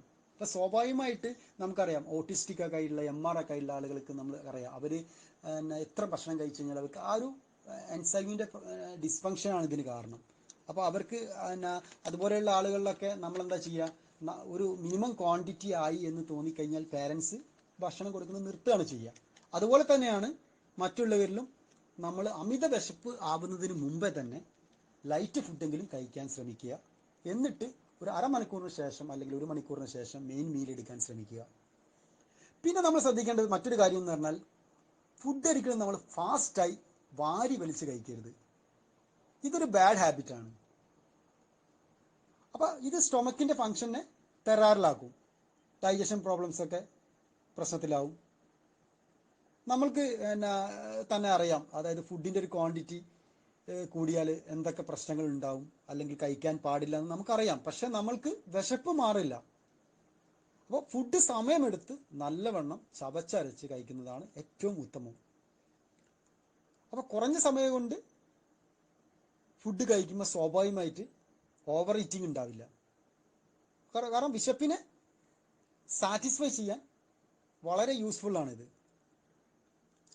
ഇതിൻ്റെ ഒരു റീസൺ എന്ന് പറയുന്നത്, നന്നായി ചവച്ചരച്ച് കഴിക്കുമ്പോൾ ഉമിനീരുമായിട്ട് ഫുഡ് നന്നായിട്ട് ലയിച്ച് ചേരും. ഇതുവഴി സ്റ്റൊമക്കിൽ ഫുഡ് എത്തുമ്പോൾ ലെപ്റ്റിൻ പ്രൊഡ്യൂസ് ചെയ്യപ്പെടുകയും ഇത് വിശപ്പ് പെട്ടെന്ന് മാറാൻ സഹായകരമാവുകയും ചെയ്യും. നമ്മൾ ശ്രദ്ധിക്കേണ്ട വളരെ ഇമ്പോർട്ടൻ്റ് ആയിട്ടുള്ളൊരു കാര്യം എന്ന് പറയുന്നത് സീഡ്സ് ആണ്. ആളുകൾ പറയും, ഞാനിന്നൊന്നും കഴിച്ചിട്ടില്ല, ചോറ് കഴിച്ചിട്ടില്ല, ഉച്ചക്ക് ലഞ്ച് കഴിച്ചിട്ടില്ല, ഡയറ്റിലാണ്, ബിരിയാണി ഫ്രണ്ട് ഓഫർ ചെയ്തു, ഞാനത് കഴിച്ചിട്ടില്ല, അല്ലെങ്കിൽ വീട്ടിൽ നിന്ന് അല്ലെങ്കിൽ ഫംഗ്ഷന് ഞാൻ പോയിട്ട് ഞാൻ ഫുഡ് കഴിച്ചിട്ടില്ല എന്നുള്ളതൊക്കെ ആളുകൾ പറയുന്നൊരു കാര്യമാണ്. പക്ഷേ നമ്മൾ മനസ്സിലാക്കേണ്ട കാര്യം എന്ന് പറഞ്ഞു കഴിഞ്ഞാൽ, നമ്മളൊരു എന്താ പറയുക, ഒരു ലഡു അല്ലെങ്കിൽ 2 ജാഗിരി സീഡ്സ് എന്ന് പറയുന്നത്, നമ്മളൊരു പ്ലേറ്റ് ചോറ് കഴിക്കുന്നതിനേക്കാൾ ബിരിയാണി കഴിക്കുന്നതിനേക്കാൾ കലോറി കൂടുതൽ അതിൽ അടങ്ങിയിട്ടുണ്ട്. അതുപോലെ തന്നെ ഷുഗറിൽ കൊഴുപ്പിൻ്റെ കണ്ടന്റ് കൂടുതലാണ്. അപ്പോൾ ഇത് എന്താ ചെയ്യാന്ന് വെച്ച് കഴിഞ്ഞാൽ, കുറച്ച് കഴിക്കുമ്പോൾ തന്നെ ഒരുപാട് കാലറി കൺസംപ്ഷൻ ഉണ്ടാവും നമ്മൾ ഈ സീഡ്സ് കഴിക്കുന്നത്. അതുകൊണ്ടാണ് നമ്മൾ ഭക്ഷണത്തിൻ്റെ കൂടെ തന്നെ നമ്മൾ പല ആളുകളും പായസം, അതുപോലെ തന്നെ ഐസ്ക്രീം, ഫലൂദ, ഫ്രൂട്ട്സ് ഭക്ഷണത്തിന് മെയിൻ മീലിന് ശേഷം കഴിക്കാൻ പാടില്ല എന്ന് പറയുന്നത്. പറഞ്ഞാൽ മനസ്സിലായോ? അപ്പോൾ ഇത് ആളുകൾക്ക് ഇതിനെക്കുറിച്ചൊരു അവയർനെസ് ഇല്ലാത്തതാണ് ഇതിൻ്റെ പ്രശ്നം. അപ്പോൾ ആളുകൾ വിചാരിക്കുന്നത്, ഞാൻ ക്വാണ്ടിറ്റി കുറവല്ലേ, വളരെ ക്വാണ്ടിറ്റി കുറച്ചാണ് ഞാൻ കഴിക്കുന്നത്, ഞാൻ നോൺ വെജ് സ്കിപ്പ് ചെയ്തു, റൈസ് സ്കിപ്പ് ചെയ്തു, അപ്പോൾ അതുകൊണ്ട് എനിക്ക്, അല്ലെങ്കിൽ ഒരു കേക്ക് കഴിക്കുന്നു, ഒരു ജ്യൂസും കുടിക്കുന്നു. അപ്പോൾ ഇയാളൊരു 2 പ്ലേറ്റ് ചോറ് കഴിക്കുന്നതിനേക്കാൾ കൂടുതൽ കലോറി കൺസപ്ഷൻ ഇവിടെ ഉണ്ടാവുന്നുണ്ട്.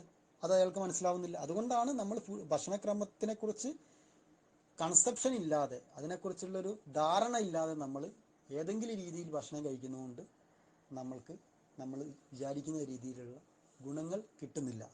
അത് ദോഷകരമായി ചെയ്യുന്നു. പിന്നെ നമ്മൾ നേരത്തെ പറഞ്ഞ വളരെ ഇമ്പോർട്ടൻ്റ് ആയിട്ടുള്ള ഒരു കാര്യം, ഇതിന് ഫിസിക്കൽ റീസൺ മാത്രമല്ല സൈക്കോളജിക്കൽ റീസണും ഉണ്ടാവാം. സ്ട്രെസ്സും ആങ്സൈറ്റിയും ഡിപ്രഷൻ പോലെയുള്ളത്, ഹൈപ്പർ ടെൻഷനൊക്കെ ഇതുപോലെ ഓവർ ഈറ്റിങ്ങിലേക്ക് ലീഡ് ചെയ്യാം. അതിനെ പ്രിവെൻറ്റ് ചെയ്യാൻ നമ്മൾ ചെയ്യേണ്ട ഒരു കാര്യം എന്ന് പറഞ്ഞു കഴിഞ്ഞാൽ, നമുക്ക് നല്ല ടെൻഷൻ വരുന്ന സമയത്ത്, വളരെ ടെൻഷനായിരിക്കുന്ന സമയത്ത് നമ്മൾ ഒരിക്കലും ഫുഡ് കഴിക്കാൻ നിൽക്കരുത്. ഒരു 10 മിനിറ്റ് നമ്മൾ വളരെ കൂളാവുക, അതുപോലെ തന്നെ ഒന്ന് റിലാക്സ് ആവുക, ഒന്ന് കാമൻ റിലാക്സ് ആയതിനു ശേഷം മാത്രം ഭക്ഷണം കഴിക്കാൻ ശ്രമിക്കുക. കാരണം ഇല്ലെങ്കിൽ എൻസൈമിൻ്റെ പ്രവർത്തനം കറക്റ്റായി നടക്കില്ല. എത്രമാത്രം ക്വാണ്ടിറ്റി കഴിച്ചാലും നമുക്ക് വിശപ്പ് മാറിയമായുള്ള ഒരു ഫീലിങ്സ് ഉണ്ടാവില്ല. അപ്പോൾ അത് വളരെ ഇമ്പോർട്ടൻ്റ് ആണ്. നമ്മൾ നേരത്തെ പറഞ്ഞ ലെപ്റ്റിൻ റെസിസ്റ്റൻസ് ഉണ്ടാവാനുള്ള കാരണമാണ് ഇത്, ഇങ്ങനെ നമുക്ക് വിശപ്പ് മാറിയൊരു ഫീലിങ്സ് കിട്ടാത്തത്. ഇത് നമ്മുടെ ഓവർ ഈറ്റിങ്ങിന് ഇടയാക്കുകയും കൂടുതൽ ഭക്ഷണം കൺസ്യൂം ചെയ്യുന്നതിലേക്ക് നയിക്കുകയും ചെയ്യും. ഇതിൻ്റെ മറ്റൊരു പ്രോബ്ലംസ് എന്ന് പറയുന്നത് ഹൈപ്പർ ടെൻഷൻ, അതുപോലെ തന്നെ സ്ട്രെസ് എന്നിവ നമ്മുടെ ഡൈജഷൻ പ്രോസസ്സിനെയും സാരമായി ബാധിക്കും. കാരണം നിശ്ചിത സമയത്ത് നിശ്ചിത അളവിൽ കൂടുതൽ ഭക്ഷണം നാം കഴിക്കുമ്പോൾ ഇത് സ്റ്റൊമക്കിലേക്ക് എത്തുകയും സ്റ്റൊമക്കിൽ നിന്ന്, അത് തന്നെ ആമാശയത്തിൽ നിന്ന് കുടലിലേക്ക് മാറ്റപ്പെടേണ്ടതായിട്ടുണ്ട്. എന്നാൽ ടെൻഷൻ ഉള്ളവരിൽ ഈ ഫങ്ഷനിങ് പ്രോപ്പറായി നടക്കില്ല. അപ്പോൾ സ്വാഭാവികമായിട്ട് ഡൈജഷൻ പ്രോസസ്സ് നടക്കും. ഈ സ്റ്റൊമക്ക് ഫങ്ഷൻ ഡിസ്ഫങ്ഷൻ ആകുന്നതോടുകൂടി നമുക്ക് എന്തുണ്ടാവും? അസിഡിറ്റി, ഗ്യാസ് പ്രോബ്ലംസ്, കോൺസ്റ്റിപ്പേഷൻ അഥവാ മലബന്ധം, അല്ലെങ്കിൽ നേരെ ഓപ്പോസിറ്റ് ഡയറിയ ഉണ്ടാവാനുള്ള സാധ്യതയുണ്ട്. അപ്പോൾ ഇത്രയും കാര്യങ്ങൾ നമ്മൾ ശ്രദ്ധിക്കേണ്ടതുണ്ട്. അടുത്തതായി നമ്മൾ നല്ലൊരു സ്ലീപ്പിംഗ് പാറ്റേൺ ഉണ്ടാക്കിയെടുക്കുക എന്നുള്ളതാണ്. സ്ലീപ്പിംഗ് ഡിസോർഡേഴ്സ്, ഇൻസോംനിയ, ഹൈപ്പോസംനിയ, അമിതമായി ഉറങ്ങുക അല്ലെങ്കിൽ തീരെ ഉറങ്ങാത്ത അവസ്ഥ, ഇതൊക്കെയും നമ്മൾക്ക് ഓവർ ഈറ്റിങ്ങിലേക്ക് നയിക്കുന്ന ഒരു റീസണാണ്. എല്ലാവരിലും സൈക്കോളജിക്കൽ റീസൺ കൊണ്ടോ മാനസിക പ്രശ്നങ്ങൾ കൊണ്ടോ മാത്രമല്ല, ഡിപ്രഷനോ സ്ട്രെസ്സോ ഹൈപ്പർ ടെൻഷനോ മാത്രമല്ല ഇൻസോംനിയ, ഹൈപ്പോസംനിയ പോലെയുള്ള രോഗങ്ങളിലേക്ക് നയിക്കുക. ജോലിയുടെ ഭാഗമായിട്ട് പല ആളുകൾക്കും നൈറ്റ് ഷിഫ്റ്റ് കാര്യങ്ങൾ, ഇത് അവർക്ക് ഹോർമോൺ കറക്റ്റായിട്ട് വർക്ക് ചെയ്യാത്തതും, അതുപോലെ തന്നെ സെറോട്ടോണിൻ ആണെങ്കിലും ഓക്സിറ്റോസിൻ ആണെങ്കിലും എൻഡോർഫിൻ ആണെങ്കിലും ഇതിൻ്റെ ഇംബാലൻസും കാര്യങ്ങളും ഒന്നും ഇവർക്ക് ഉണ്ടാവില്ല. ഇവർക്ക് ഉണ്ടാവുക എന്ന് പറഞ്ഞു കഴിഞ്ഞാൽ ഇവരുടെ സിറ്റുവേഷൻസ് അങ്ങനെയാണ്. പ്രൊഫഷൻ്റെ ഭാഗമായിട്ട് അല്ലെങ്കിൽ ട്രാവലിങ്ങിൻ്റെ ഭാഗമായിട്ട്, ഇനി മൊബൈൽ അഡിഷൻ, ഇൻ്റർനെറ്റ് അഡിഷൻ പോലെയുള്ളവർക്ക് നന്നായിട്ട് ഉറക്കം വന്നാൽ ഇവർ ഉറങ്ങാൻ ശ്രമിക്കില്ല. ഈ ഉറക്കക്കുറവും സ്വാഭാവികമായിട്ട് എന്തിലേക്ക് നയിക്കും? അതായത് കൂടുതലായിട്ട് ഈ ഗ്രലിൻ പ്രൊഡ്യൂസ് ചെയ്യപ്പെടാനുള്ള, ഇത്തരക്കാരിൽ സ്വാഭാവികമായിട്ട് ഗ്രലിൻ കൂടുതലായി പ്രൊഡ്യൂസ് ചെയ്യപ്പെടുമ്പോൾ അത് വിശപ്പിൻ്റെ ടെൻഡൻസി കൂട്ടുകയും ഓവർ ഈറ്റിങ്ങിലേക്കും അതുപോലെ തന്നെ ഒബ്സിറ്റിയിലേക്കും, അമിതവണ്ണം, പൊണ്ണത്തടി പോലെയുള്ള ഇതിലേക്കും നയിക്കും. അതുപോലെ തന്നെ ഇമ്പോർട്ടൻ്റ് ആണ് നമ്മൾ ശ്രദ്ധിക്കേണ്ട മറ്റൊരു കാര്യം എന്ന് പറയുന്നത്, അതായത് ഹെവി ഫുഡ്സ് കഴിക്കുന്ന നമുക്കറിയാം, ഹെവി ഫുഡ്സ് അല്ലെങ്കിൽ മെയിൻ മീൽ നമ്മൾ കഴിക്കുന്ന ലഞ്ചോ അല്ലെങ്കിൽ ഒരു ഡിന്നറോ, അപ്പോൾ നമ്മുടെ ശരീരത്തിൽ ഈ ലെപ്റ്റിൻ പ്രൊഡ്യൂസ് ചെയ്ത് അത് ഫങ്ഷനിങ്ങിലാണെങ്കിൽ മിനിമം ഒരു 15-20 മിനിറ്റ് എടുക്കും. അപ്പോൾ സ്വാഭാവികമായിട്ടും നമ്മളെന്താ ചെയ്തതെന്ന് വെച്ചാൽ, ഇത്തരക്കാർ ഓവർ ഈറ്റിംഗ് ടെൻഡൻസി ഉള്ള ആളുകൾ, അമിത വിശപ്പുള്ള ആളുകളുടെ കാര്യമാണ് കേട്ടോ നമ്മൾ പറയുന്നത്, നോർമൽ ആളുകളല്ല, അമിത വിശപ്പുള്ള ആളുകൾ. അത് സ്വാഭാവികമായിട്ട് എല്ലാവർക്കും എക്സ്പീരിയൻസ്, എല്ലാ ടൈമിലും ഒരേപോലെ പീരിയോഡിക്കലായിട്ട് ഓവർ ഈറ്റിംഗ് കൺട്രോൾ ഒന്നുമില്ല. ചില ടൈമുകളിൽ ചില ആളുകൾക്ക് അങ്ങനത്തെ ഒരു, നമ്മളൊക്കെ എക്സ്പീരിയൻസ് ചെയ്തിട്ടുണ്ടാവും, എപ്പോഴും വിശപ്പ് മാറാത്തൊരവസ്ഥ, വളരെ ഹെവി ക്വാണ്ടിറ്റി ഫുഡ് കഴിച്ചിട്ട് വിശപ്പ് മാറാത്തൊരവസ്ഥ. അപ്പോൾ ഇത്തരക്കാരെന്താ ചെയ്യേണ്ടതെന്ന് വെച്ചാൽ, നമ്മൾ ഹെവി ഫുഡ് എടുക്കുന്നതിൻ്റെ ഒരു 15-20 മിനിറ്റ് മുന്നേ ഒരു ലഘു ഭക്ഷണം കഴിക്കുക. ഇത് നമ്മുടെ അമിത വിശപ്പിന്, അപ്പോൾ ഓൾറെഡി ഈ ലെപ്റ്റിൻ പ്രൊഡ്യൂസ് ചെയ്യപ്പെടുകയും ഇത്രയും സമയം എടുക്കും. നമ്മൾ നേരത്തെ പറഞ്ഞ പോലെ 15-20 മിനിറ്റ് സമയം എടുക്കും. അപ്പോൾ സ്വാഭാവികമായിട്ട് ലെപ്റ്റിൻ പ്രൊഡ്യൂസ് ചെയ്യപ്പെടുമ്പോൾ നമ്മൾ ഒരു സാധാരണ കഴിക്കുന്ന ഹെവി ഫുഡിൽ നിന്ന് ഒരു 30% ഫുഡ് കഴിച്ചാൽ തന്നെ നമുക്ക് വിശപ്പ് മാറിയതായിട്ടുള്ള ഒരു ഫീലിംഗ് ഉണ്ടാവും. ഇത് ഏറ്റവും നല്ല ടെക്നിക്ക്, ഓവർ ഈറ്റിംഗ് ഉള്ള ആളുകൾക്ക് ഏറ്റവും യൂസ്ഫുള്ളായൊരു മെത്തേഡാണ് ഞാൻ ഈ പറഞ്ഞ ഹെവി ഫുഡ്സിൻ്റെ 15-20 മിനിറ്റ് മുന്നേ ലഘുഭക്ഷണം കഴിക്കുക എന്നുള്ളത്. ഇപ്പോൾ ഇത്തരം ലഘു ഫുഡ്സിൽ നമ്മൾ കൂടുതലായും നമ്മുടെ ഇത്തരം ഭക്ഷണക്രമത്തിൽ നമ്മൾ മെയിൻ മീലിന് മുന്നേ കഴിക്കുന്ന ലഘു ഫുഡിൽ നമ്മൾ കൂടുതലായും ഉൾപ്പെടുത്തേണ്ടത് ലെപ്റ്റിൻ പ്രൊഡ്യൂസ് ചെയ്യപ്പെടുന്ന, ലെപ്റ്റിൻ കൂട്ടാൻ സഹായിക്കുന്ന അത്തരം ഫുഡ് കണ്ടൻറ്റുകൾ അല്ലെങ്കിൽ അത്തരം ഫുഡ് ഐറ്റംസ് നമ്മൾ പ്രിഫറൻസ് കൊടുക്കുക. അപ്പോൾ പെട്ടെന്ന് തന്നെ ഫുഡ് സാറ്റിസ്ഫാക്ഷൻ ഉണ്ടാവും. അപ്പോൾ ഇത്തരക്കാരിൽ പ്രോട്ടീനും ഫാറ്റും കൂടുതലായി അടങ്ങിയ ഫുഡ് കഴിക്കുന്നതാണ് ഉത്തമം. നമ്മൾ ഈ 15-20 മിനിറ്റ് മുന്നേ നമ്മൾ കഴിക്കുന്ന ഫുഡ് എന്ന് പറയുന്നത് പ്രോട്ടീൻ കണ്ടൻറ്റും ഫാറ്റ് കണ്ടൻറ്റും കൂടിയ ഭക്ഷണം കഴിക്കാൻ ശ്രമിക്കുക. എക്സാമ്പിളായിട്ട് പറയുകയാണെങ്കിൽ നമുക്ക് ബോയിൽ ചെയ്ത എഗ്ഗ് കഴിക്കാം. മെയിൻ മീലിൻ്റെ ഒരു 15-20 മിനിറ്റ് മുന്നേ ബോയിൽ ചെയ്ത എഗ്ഗ് കഴിക്കാം. അതുപോലെ ഫാറ്റ് കണ്ടൻറ്റ് അടങ്ങിയിരിക്കുന്ന മറ്റ് food, fruit salad, cut fruits എന്നിവ നമുക്ക് മീലിന് കുറച്ച് മുമ്പായിട്ട് കഴിക്കുന്നത് നമ്മുടെ മെയിൻ മീലിൻ്റെ കൺസപ്ഷൻ കുറയ്ക്കാൻ സഹായകരമാണ്. അതുപോലെ തന്നെ നമ്മുടെ ചിക്കനും ഫിഷ്, റെഡ് മീറ്റൊക്കെ ഉണ്ടെങ്കിൽ ഇത് പ്രധാന ഭക്ഷണത്തിൻ്റെ കൂടെ കഴിക്കാതെ, റൈസിൻ്റെ അല്ലെങ്കിൽ മെയിൻ മീലിൻ്റെ കൂടെ കഴിക്കാതെ ഒരു 15-20 മിനിറ്റ് മുന്നേ ഇത് കൂടുതലും കറി വെച്ചതാണെങ്കിലും ഇനി ഫ്രൈ ചെയ്തതാണെങ്കിലും കൂടുതലും കറി വെച്ചതാണ് വളരെ നല്ലത്. അത് ഒരു 15-20 മിനിറ്റ് മുന്നേ കഴിക്കുന്നത് 30% to 40% നമ്മുടെ ഫുഡ് കൺസംപ്ഷൻ കുറച്ച് കൊണ്ടുവരാൻ സാധിക്കും. അപ്പോൾ ഒബ്സിറ്റി ഉള്ളവർ, അതുപോലെ തന്നെ അമിതവണ്ണം, പൊണ്ണത്തടി, ഇനി നോർമലായിട്ട് ഡയറ്റ് നമുക്ക് ശരീരഭാരം കുറയ്ക്കണം എന്നുള്ള ആളുകൾ, ഓവർ ഈറ്റിംഗ് ഉള്ള ആളുകൾ, അമിത വിശപ്പുള്ള ആളുകൾക്ക് ഉപയോഗിക്കാവുന്ന ഏറ്റവും നല്ല മെത്തഡാണ് ഞാൻ ഈ പറഞ്ഞ ഹെവി മീൽസിൻ്റെ 15-20 മിനിറ്റ് മുമ്പേ ഇതുപോലെയുള്ള ലഘു ഭക്ഷണങ്ങൾ കഴിക്കുക എന്നുള്ളത്. അതുപോലെ തന്നെ നമുക്ക് ഇതിൻ്റെ കൂടെ നമ്മൾ ഈ പറഞ്ഞ പോലെ നോൺ വെജ് നമ്മൾ പറഞ്ഞു, ബ്രാഹ്മിൻസിനൊക്കെ ആണെങ്കിൽ നമുക്ക് പയറ് വർഗ്ഗങ്ങൾ, ബീൻസ്, അതുപോലെ ചെറുപയർ, മമ്പയർ പോലെയുള്ള ഭക്ഷണത്തിന് മുമ്പായിട്ട് പണ്ടത്തെ ആളുകളൊക്കെ വലിയ വയസ്സുള്ള ആളുകളൊക്കെ നൈറ്റിൽ ലഘുഭക്ഷണം, പ്രഷർ ഷുഗറൊക്കെ വന്ന് തുടങ്ങിയ ആ ഒരു കാലഘട്ടത്തിലാണെങ്കിൽ അവർ ഈ ഗോതമ്പ് കഞ്ഞിയുടെ ഒക്കെ കൂടെ ഇതുപോലെ പയറ് തോരൻ അതുപോലെയൊക്കെ കഴിക്കുന്നത് നമുക്ക് കാണാം. അപ്പോൾ ഈ പ്രത്യേകിച്ച് വെജിറ്റേറിയൻസ്, ബ്രാഹ്മിൻസിനൊക്കെ, ഒബ്സിറ്റി പോലുള്ള ആളുകൾക്ക് അല്ലെങ്കിൽ ഏറ്റവും വളരെ യൂസ്ഫുള്ളാണ് ഇതുപോലത്തെ മെയിൻ മീലിൻ്റെ മുന്നേ ഇതുപോലത്തെ പയറ് വർഗ്ഗങ്ങളൊക്കെ കഴിക്കുക എന്നുള്ളത്. അതുപോലെ തന്നെ വളരെ ഇമ്പോർട്ടൻ്റ് ആയ മറ്റൊരു മാർഗം എന്ന് പറയുന്നത് ഫുഡ് കഴിക്കുന്നതിൻ്റെ, അത് എല്ലാവർക്കും യൂസ്ഫുള്ളാണ്. ഒബ്സിറ്റി അല്ലെങ്കിൽ ഇൽനെസ് ഉള്ള ആളുകളോ അമിതവണ്ണം, പൊണ്ണത്തടിയോ, ഓവർ ഈറ്റിംഗ് ഉള്ള ആളുകൾക്ക് മാത്രമല്ല, നമ്മൾക്ക് എല്ലാവർക്കും ഫോളോ ചെയ്യാവുന്ന ഒന്നാണ് ഭക്ഷണം കഴിക്കുന്നതിൻ്റെ അരമണിക്കൂർ മുമ്പായിട്ട് ഇടപെട്ട് 2-3 ഗ്ലാസ് വെള്ളം കുടിക്കുക എന്നുള്ളത്.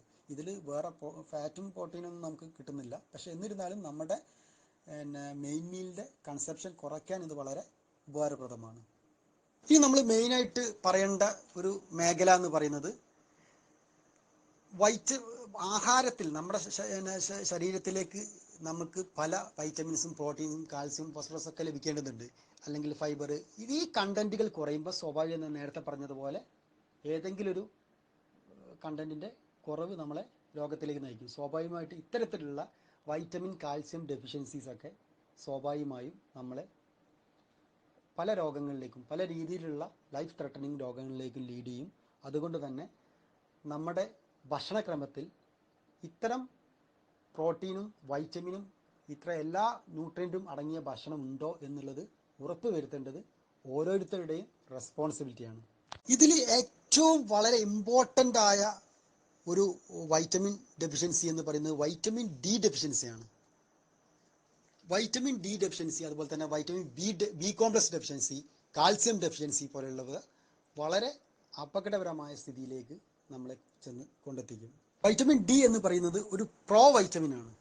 കാരണം നമ്മൾക്ക് ഭക്ഷണത്തിലൂടെ എല്ലാ രീതിയിലുള്ള മറ്റു വൈറ്റമിൻസും എല്ലാം ലഭിച്ചാൽ തന്നെ ആ വൈറ്റമിൻ്റെ ഫങ്ഷനിങ് നടക്കണമെങ്കിൽ വൈറ്റമിൻ ഡി കൂടിയേ തീരും. വൈറ്റമിൻ ഡി എന്ന് പറയുന്ന 2 ഫോംസ് ഉണ്ട്, vitamin D2 and vitamin D3.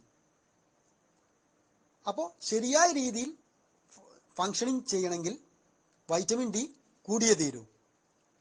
Calcium metabolism, phosphorus metabolism ഇതൊക്കെ കറക്റ്റായി നടക്കണമെങ്കിൽ നമ്മുടെ ശരീരത്തിൽ വൈറ്റമിൻ ഡി കൂടിയേ തീരൂ. നമ്മുടെ രാജ്യത്ത് ഒരുപാട് സൺലൈറ്റ് കിട്ടുന്ന ഒരു രാജ്യമാണ്. അപ്പോൾ നമ്മുടെ നാട്ടിൽ ഒരിക്കലും വൈറ്റമിൻ ഡി ഡെഫിഷ്യൻസി ഉണ്ടാവില്ല എന്നുള്ളതായിരുന്നു നമ്മുടെ ഒരു കൺസെപ്ഷൻ. എന്നാൽ 1992 റിസർച്ചും കാര്യങ്ങളും നടന്നു. നമ്മുടെ ജീവിതശൈലിയിൽ വന്ന മാറ്റം, എയർ കണ്ടീഷൻഡ് പിന്നെ വർക്ക് ഏരിയാസ്, അതുപോലെ തന്നെ പിന്നെ വേണ്ട രീതിയിൽ പിന്നെ സൺ എക്സ്പോഷർ കിട്ടാതിരിക്കുക, ഇതൊക്കെ വൈറ്റമിൻ ഡി ഡെഫിഷ്യൻസിയിലേക്ക് നയിക്കും. അപ്പോൾ വൈറ്റമിൻ ഡെഫിഷ്യൻസി എന്ന് പറയുന്നത് സൺഷൈൻ വൈറ്റമിനും എന്നറിയപ്പെടുന്നുണ്ട്. അതായത് സൂര്യപ്രകാശത്തിൽ നിന്ന് ലഭിക്കുന്ന വൈറ്റമിൻ ആയതുകൊണ്ടാണ് ഇങ്ങനെ ഇതിനെ സൺഷൈൻ വൈറ്റമിൻ എന്ന് വിളിക്കുന്നത്. ഇതൊരു ഫാറ്റ് സോളബിൾ വൈറ്റമിനാണ്, ഫാറ്റിൽ ലയിച്ച് തരുന്ന വൈറ്റമിനാണ്. അതുകൊണ്ടാണ് ഇതിനെ ഫാറ്റ് സോളബിൾ വൈറ്റമിൻ എന്ന് വിളിക്കുന്നത്. അപ്പോൾ നമ്മൾ നേരത്തെ പറഞ്ഞു ഇത് ഫാറ്റ് സോളബിൾ വൈറ്റമിനാണ്. അതുകൊണ്ട് തന്നെ ആളുകൾക്ക് സംശയം ഉണ്ടാവും എങ്ങനെ വെയിൽ കൊള്ളണം.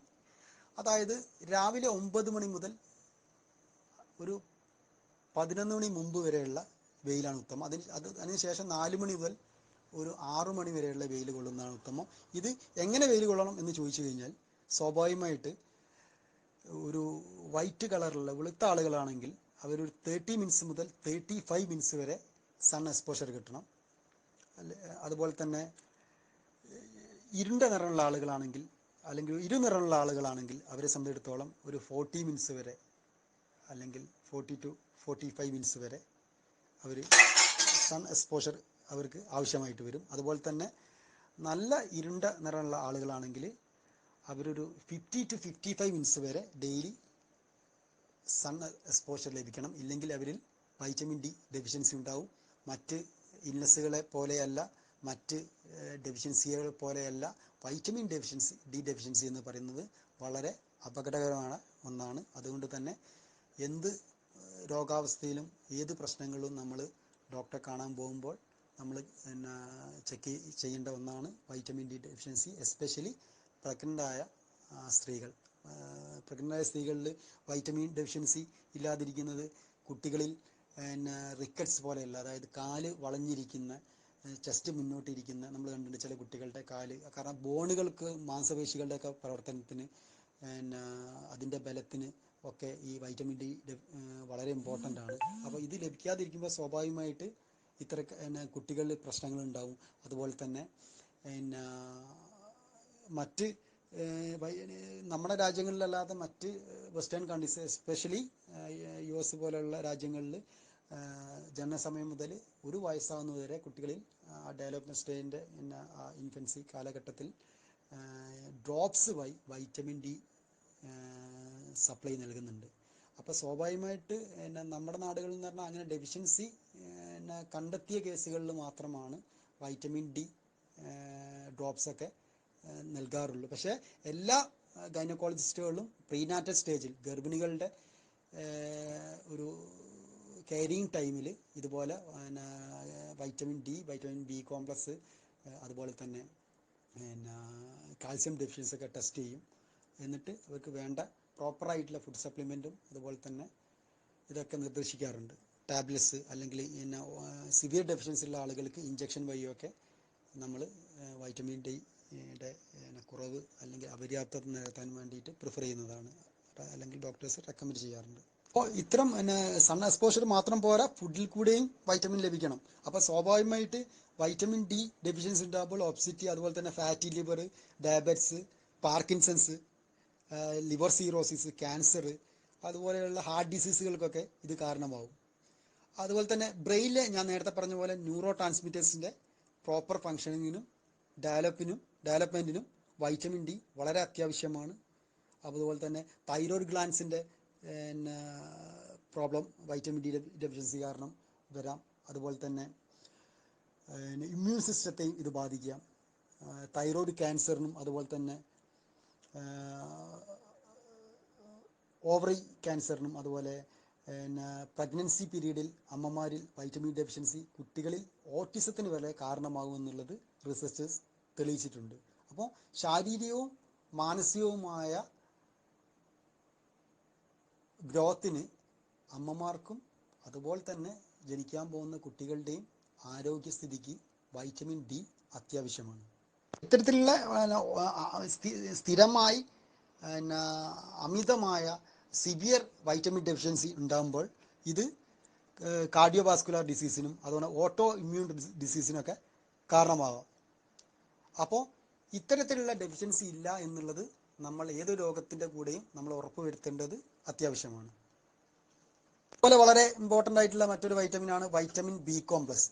ഇത് വൈറ്റമിൻ ബി ആദ്യം മെഡിക്കൽ സയൻസ് കൺസിഡർ ചെയ്യുന്നത് ഒരു ഇൻഡിവിജ്വൽ വൈറ്റമിൻ ആയിട്ടാണ്. പക്ഷേ ഇതിന് 8 ഫോംസ് ഉണ്ട് എന്നുള്ളത് പിന്നീട് ഉണ്ടായി. അപ്പോൾ മോഡേൺ മെഡിസിൻ്റെ ഗ്രോത്തിനനുസരിച്ച് 8 ഫോംസ് ഉണ്ടെന്ന് കണ്ടെത്തുകയുണ്ടായി. ഇതൊരു വാട്ടർ സോളബിൾ വൈറ്റമിനാണ്, ജലത്തിൽ ലയിച്ചു ചേരുന്ന വൈറ്റമിനാണ്. അതുകൊണ്ടാണ് ഇതിനെ വാട്ടർ സോളബിൾ വൈറ്റമിൻ എന്ന് വിളിക്കുന്നത്. നമ്മുടെ എനർജി ലെവൽ നിലനിർത്തുന്നതിനും നമ്മുടെ മാംസപേശികളുടെയും കോശങ്ങളുടെയൊക്കെ വളർച്ചയ്ക്ക് ഈ വൈറ്റമിൻ ബി കൂടിയേ തീരുള്ളൂ. അതുപോലെ തന്നെ റെഡ് ബ്ലഡ് സെൽസ്, ചുവന്ന രക്താണുക്കളുടെ വളർച്ചയ്ക്ക്, കാഴ്ചശക്തിക്ക്, ബ്രെയിൻ്റെ ശരിയായ ഫങ്ഷനിങ്ങിന്, ഡൈജഷൻ പ്രോസസ്സ് ശരിയായി നടക്കുന്നതിനൊക്കെ വൈറ്റമിൻ ബി കൂടിയേ തീരുള്ളൂ. വൈറ്റമിൻ ബി എന്ന് പറയുന്നത് നമ്മൾക്ക് അതിലെ ചില വൈറ്റമിൻ ഫോംസ് നമുക്ക് അറിയേണ്ട, എല്ലാം പറയാനുള്ള സമയക്കുറവുള്ളതുകൊണ്ടാണ്. തയാമിന്, റൈബോഫ്ലാവിന്, നിയാസിന്, നിക്കോട്ടിൻ അഥവാ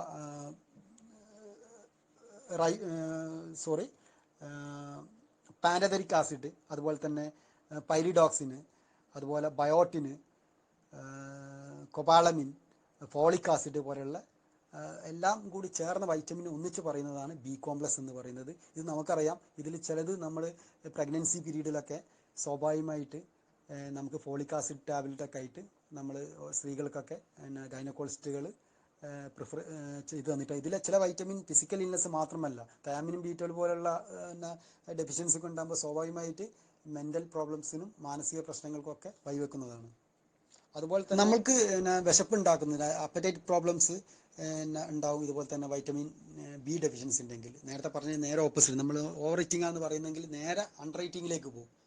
അതുപോലെ തന്നെ നെർവസ് സിസ്റ്റത്തിൻ്റെ അഥവാ നാഡീവ്യവസ്ഥയുടെ, നമുക്കറിയാം ബ്രെയിൻ കഴിഞ്ഞാൽ ഏറ്റവും ഇമ്പോർട്ടൻ്റ് ആയിട്ടുള്ള ഓർഗനാണ് നെർവസ് സിസ്റ്റം എന്ന് പറയുന്നത്. അപ്പോൾ അതിൻ്റെ ശരിയായ പ്രോപ്പറായിട്ടുള്ള ഫങ്ഷനിങ്ങിന് ഇത് കൂടിയേ തീരുള്ളൂ.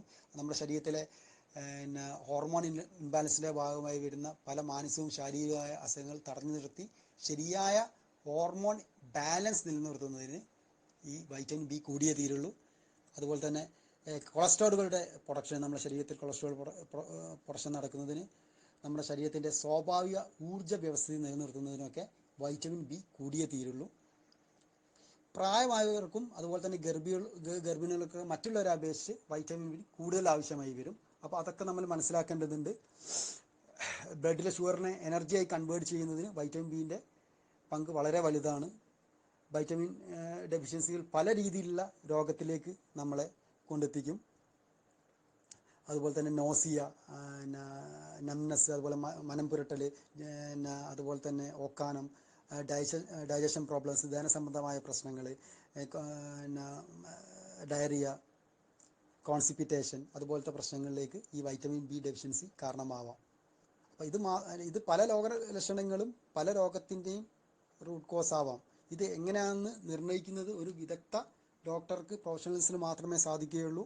അപ്പോൾ നമ്മൾ ഈ ഒരു ഇൻഫർമേഷൻ വെച്ച് എല്ലാ അസുഖങ്ങളും ഇതുപോലെ വൈറ്റമിൻ ബി ഡെഫിഷ്യൻസിയാണ്, വൈറ്റമിൻ ഡി ഡെഫിഷ്യൻസിയാണ്, അല്ലെങ്കിൽ സൈക്കോളജിക്കൽ ഇൽനെസ് ആണെന്ന് നമ്മൾ ഡയഗ്നോസ് ചെയ്യാൻ പാടില്ല. പ്രൊഫഷണൽസിനെ തന്നെ നമ്മൾ കൺസൾട്ട് ചെയ്യേണ്ടതുണ്ട്.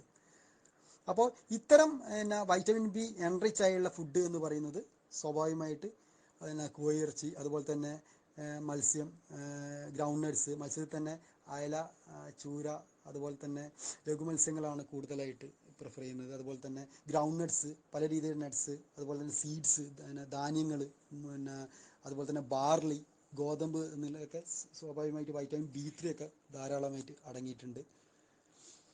അതുപോലെ തന്നെ ഈ വൈറ്റമിൻ ഡെഫിഷ്യൻസി എന്ന് പറയുന്നത് മെറ്റബോളിക് ഡിസോർഡേഴ്സിനും, പെരിഫറൽ ന്യൂറോപ്പതി, അതുപോലെ ഗ്രോത്ത് ഡെഫിഷ്യൻസി, ബോൺ ഡെഫിഷ്യൻസി, അതുപോലെ തന്നെ അനീമിയ പോലെയുള്ള രോഗങ്ങളിലേക്കും വഴിവെച്ചേക്കാം. അപ്പോൾ സ്വാഭാവികമായിട്ട് ഇത്തരം പ്രശ്നങ്ങളില്ല. നമ്മുടെ ഭക്ഷണത്തിൽ, നേരത്തെ ഞാൻ പറഞ്ഞതുപോലെ, ഒന്നിൻ്റെ എക്സസ് അല്ലെങ്കിൽ ഒന്നിൻ്റെ ഡെഫിഷ്യൻസി രോഗത്തിലേക്ക് നയിക്കാം. അതുകൊണ്ട് തന്നെ നമ്മുടെ ഭക്ഷണത്തിൽ ഇത്തരം ന്യൂട്രിയൻ്റ് ആയിട്ടുള്ള പോഷകസമ്പുഷ്ടമായ ഭക്ഷണക്രമം ഉണ്ടാക്കിയെടുക്കുക എന്നുള്ളത് നമുക്ക് രോഗത്തിനെ പ്രിവെൻറ്റ് ചെയ്യുന്നതിൽ ഏറ്റവും വളരെ ഇമ്പോർട്ടൻ്റ് ആണ്. അതുപോലെ ഇത്തരം ഡെഫിഷ്യൻസി ഉള്ള ആളുകളിൽ, പ്രത്യേകിച്ച് ഗർഭിണികളിൽ ഹൈ ബ്ലഡ് പ്രഷർ ഉണ്ടാവാം. പ്രോട്ടീൻ ലീക്കിൻ്റെ ഒക്കെ പ്രധാന വില്ലൻ എന്ന് പറയുന്നത് വൈറ്റമിൻ ബി ഡെഫിഷ്യൻസിയാണ്. അതുപോലെ തന്നെ ഞാൻ നേരത്തെ പറഞ്ഞതുപോലെ പ്രായം കൂടുന്തോറും പുരുഷന്മാരിലും പിന്നെ കൂടുതൽ വൈറ്റമിൻ ബി ആവശ്യമായി വരും. കാരണം എന്താണെന്ന് വെച്ചാൽ ഈ മെയിൽ ഹോർമോണുകളുടെ അളവ് പ്രായം കൂടുന്തോറും കുറഞ്ഞു വരുന്നതായി പഠനങ്ങൾ തെളിയിച്ചിട്ടുണ്ട്. അതുകൊണ്ട് തന്നെ വൈറ്റമിൻ ബി കണ്ടന്റ് അടങ്ങിയ ആഹാരങ്ങൾ പ്രായമായവർ കൂടുതൽ കഴിക്കാൻ ശ്രമിക്കണം.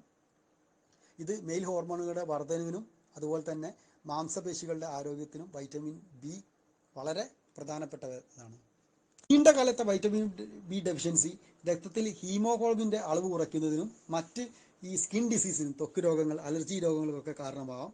അതുപോലെ തന്നെ ഡൈജഷൻ പ്രോബ്ലം, ഞാൻ നേരത്തെ പറഞ്ഞു, ദഹനസംബന്ധമായ പ്രശ്നങ്ങളിലേക്കും, കൈകാൽ കയ്പ്പ്, അതുപോലെ തന്നെ തരിപ്പ്, അതുപോലെ പിന്നെ ഇത്തരം പ്രശ്നങ്ങളിലേക്കൊക്കെ ഇത് നയിക്കും. അതുപോലെ തന്നെ ഈ ബോഡി പെയിൻ, പല രീതിയിലുള്ള ശരീരവേദന, അതുപോലെ നഗ്നസ്, വെയിറ്റ് ലോസ്, അമിതമായി ശരീരഭാരം കുറയുക, ശരീരഭാരത്തിൽ വരുന്ന വേരിയേഷൻസ്, ലോ ബ്ലഡ് പ്രഷർ എന്നിവയിലേക്കും ഇത്തരം ബി ഡെഫിഷ്യൻസി കാരണമായേക്കാം. അപ്പോൾ സ്വാഭാവികമായി നമ്മൾ ഈ വൈറ്റമിൻ ബി കൂടുതലായിട്ട് അടങ്ങിയ ഭക്ഷണം നമ്മൾ നേരത്തെ പറഞ്ഞു, മത്സ്യം, മാംസം, ബാർലി, ധാന്യങ്ങൾ കൂടുതലായിട്ട് അടങ്ങിയിട്ടുണ്ട്.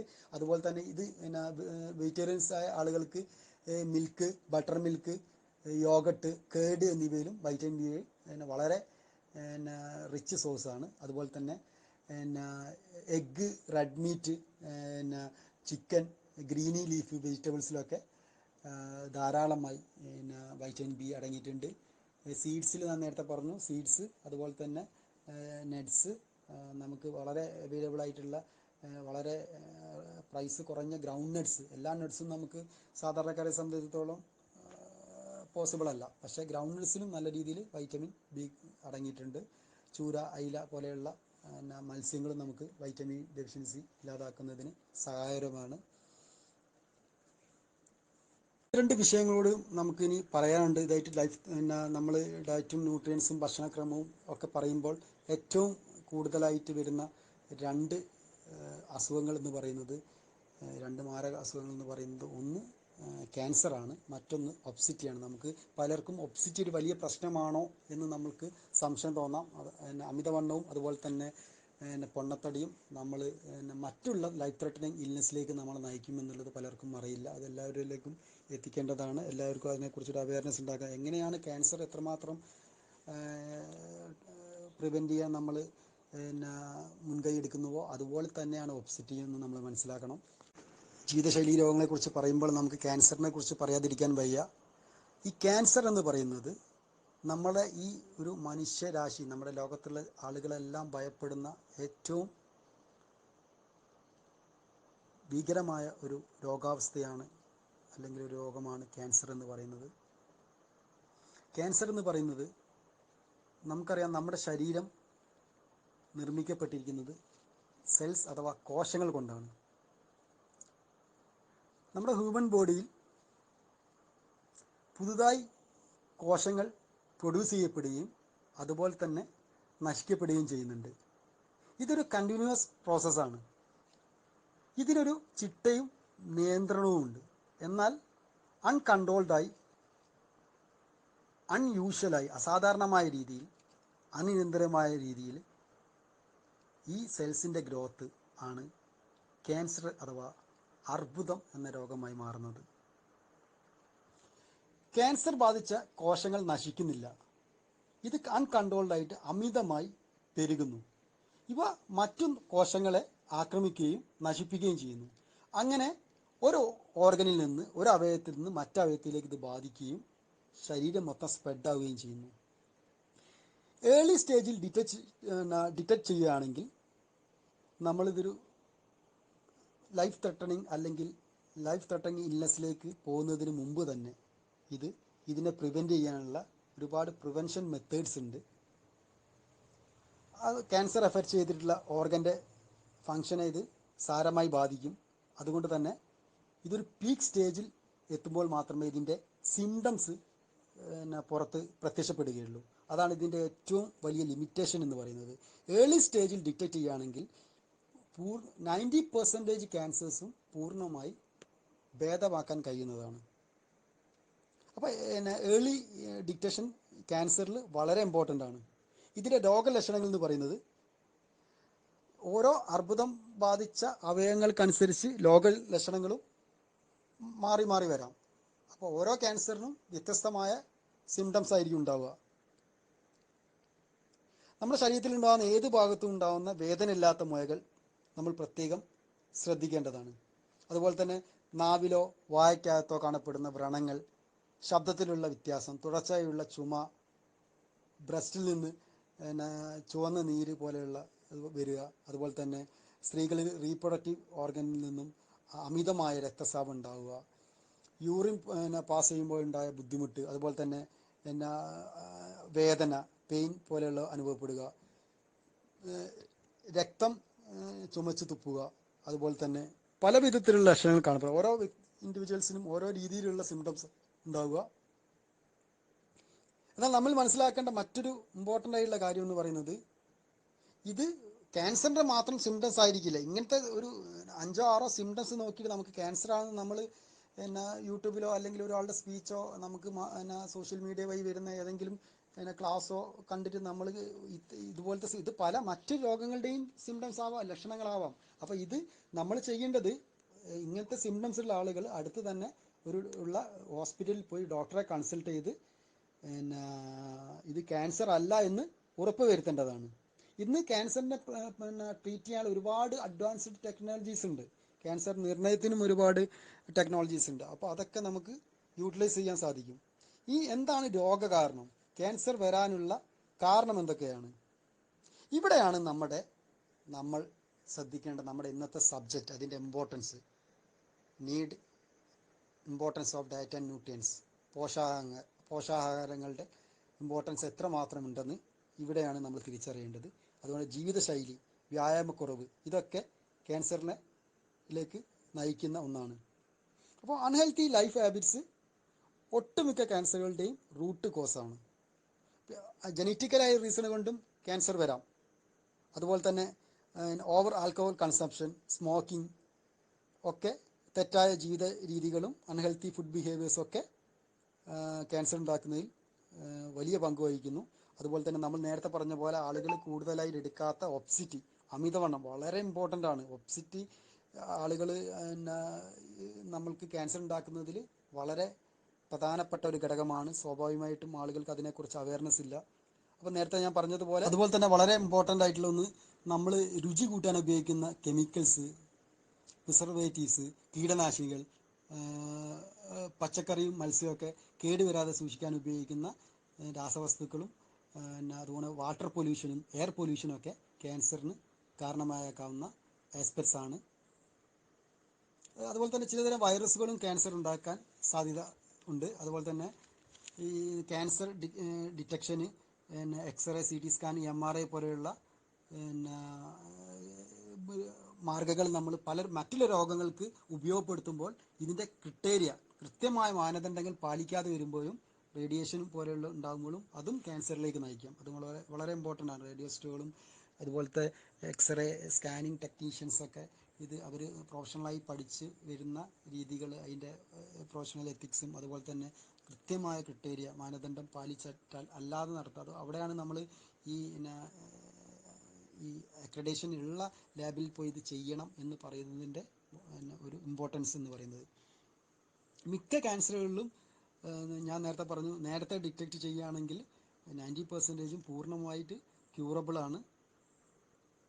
അപ്പോൾ ഈ ക്യാൻസറിൽ ട്രീറ്റ്മെൻറ്റിൽ ഏർലി ഡിറ്റക്ഷൻ എന്ന് പറയുന്നതാണ് വളരെ ഇമ്പോർട്ടൻ്റ്. അതുപോലെ തന്നെ നമുക്ക് രക്തം, മൂത്രം, മലം പോലുള്ള പരിശോധനയിൽ കൂടിയും എക്സ്റേ, CT സ്കാൻ, MRI, ഐസോഷോപ്പ്, അതുപോലെ തന്നെ സ്കാനിങ്ങിലൂടെയും എൻഡോസ്കോപ്പി വഴിയും, അതുപോലെ കോളൻ ക്യാൻസറൊക്കെ നമുക്ക് ബയോപ്സി ചെയ്തുകൊണ്ടും മോളിക്കുലർ ജീൻ സ്റ്റഡീസ് വഴിയൊക്കെ ക്യാൻസർ നിർണയം നടത്താവുന്നതാണ്. പിന്നെ നമ്മൾ ഡിറ്റക്ഷൻ പറഞ്ഞു, ഇനി പിന്നെ പ്രിവെൻഷനാണ് പറയാനുള്ളത്. പൂർണ്ണമായും നമ്മൾ എല്ലാ ക്യാൻസറുകളും നമുക്ക് ഒരു പരിധിവരെ പ്രിവെൻറ്റ് ചെയ്ത് നിർത്താൻ സാധിക്കും. നമ്മുടെ ജീവിതശൈലിയിലും ഭക്ഷണക്രമത്തിലുള്ള കൃത്യമായ പ്ലാനിങ്ങും സയൻറ്റിഫിക്കായ ഒരു ഡയറ്റ് പ്ലാനും ഉണ്ടെങ്കിൽ ഒരു പരിധിവരെ നമുക്കിതിനെ പ്രിവെൻറ്റ് ചെയ്യാൻ സാധിക്കും. അതുപോലെ തന്നെ നമ്മളെല്ലാവരും കൃത്യമായ ആഹാര രീതി ശീലമാക്കുക. സ്മോക്കിംഗ്, ആൽക്കഹോൾ കൺസപ്ഷൻ ഒക്കെ നമ്മൾ പിന്നെ പാടെ ഒഴിവാക്കുക. അതുപോലെ കൺട്രോൾഡ് ആക്കുക. അതുകൊണ്ട് കൂടെ തന്നെ ചിട്ടായ പിന്നെ എക്സസൈസും പിന്നെ അതുപോലെ തന്നെ ബോഡി വർക്ക്സൊക്കെ ഉണ്ടെങ്കിൽ നമുക്ക് പിന്നെ അതിൻ്റെ കൂടെ തന്നെ ഹെൽത്തി ആയിട്ടുള്ള ഫുഡ് ഹാബിറ്റ്സ്, അതുപോലെ വേണ്ടിയ നമ്മുടെ ശരീരത്തിന് ആവശ്യമായ പിന്നെ വൈറ്റമിനും പ്രോട്ടീനും ഒക്കെ അടങ്ങിയിട്ടുള്ള ന്യൂട്രൻ്റ് ആയിട്ടുള്ള ഫുഡും കഴിക്കുന്നത് ഒരു പരിധി വരെ ക്യാൻസർ വരുന്നതിൽ നിന്നും നമ്മളെ തടഞ്ഞു നിർത്തുന്നതാണ്. നമ്മൾ പറയാൻ പോകുന്ന ജീവിതശൈലിയിൽ വളരെ ഇമ്പോർട്ടൻ്റ് ആയിട്ടുള്ള രണ്ടാമത്തെ ഇൽനെസ് എന്ന് പറയുന്ന ഒബ്സിറ്റിയാണ്. ക്യാൻസറിന് വരെ കാരണമാവുന്ന, വളരെ ആളുകൾ അശ്രദ്ധയോടെ കാണുന്ന, വളരെ ലിബറലായിട്ട് ആളുകൾ കാണുന്ന, വേണ്ടത്ര അവയർനെസ് ഇല്ലാത്തൊരു അസുഖമാണ് ഒബ്സിറ്റി, അമിതവണ്ണം അഥവാ പൊണ്ണത്തടി എന്ന് പറയുന്നത്. അപ്പോൾ ഇത് പല ആളുകളിലും ജീവിതശൈലിയായിട്ട് ബന്ധപ്പെട്ടിട്ടാണ് ഇത്തരം ഒബ്സിറ്റി ഉണ്ടാകുന്നത്. ചിലർ ജനറ്റിക്കൽ റീസണും പാരൻസിനൊക്കെ സ്വാഭാവികമായിട്ട് ഒബ്സിറ്റി ഉണ്ടെങ്കിൽ അങ്ങനത്തെ ആളുകൾക്ക് വളരെ ഒബ്സിറ്റി ഉണ്ടാകാനുള്ള സാധ്യത കൂടുതലാണ്. അപ്പോൾ ഇതിൻ്റെ ഒരു അപകടാവസ്ഥ ആളുകൾ ഇതുവരെ തിരിച്ചറിഞ്ഞിട്ടില്ല എന്നുള്ളതാണ് ഫാക്റ്റ്. കാരണം ഒബ്സിറ്റി എത്രമാത്രം പ്രശ്നമുണ്ടെന്ന് ആളുകൾക്ക് ഇപ്പോഴും അറിയില്ല. ഇത് നമ്മുടെ പല ക്രോണിക് ഇൽനെസ്സിലേക്കും ലീഡ് ചെയ്യും, ക്യാൻസർ വരെ കൊണ്ടെത്തിക്കും എന്നുള്ളത് ആളുകൾക്ക് അറിയില്ല. അപ്പോൾ ഒബ്സിറ്റി ഉള്ള ആളുകളിൽ പാൻക്രിയാസ്, അതുപോലെ തന്നെ ലിവർ, പ്രോസ്റ്റേറ്റ്, അതുപോലെ പ്രോസ്റ്റേറ്റ് ഗ്ലാൻഡിൽ, അതുപോലെ ലാർജ് ഇൻറ്റസ്റ്റൈനിലും കോളൻ ക്യാൻസറൊക്കെ വരാനുള്ള സാധ്യത വളരെ കൂടുതലാണ്. അതിൻ്റെ ഏറ്റവും വലിയൊരു ഇമ്പോർട്ടൻ്റ് കോസ് എന്ന് പറയുന്നത് ഒബ്സിറ്റി ആവാം. അതുകൊണ്ട് ഒബ്സിറ്റി കൺട്രോൾ ചെയ്യണം.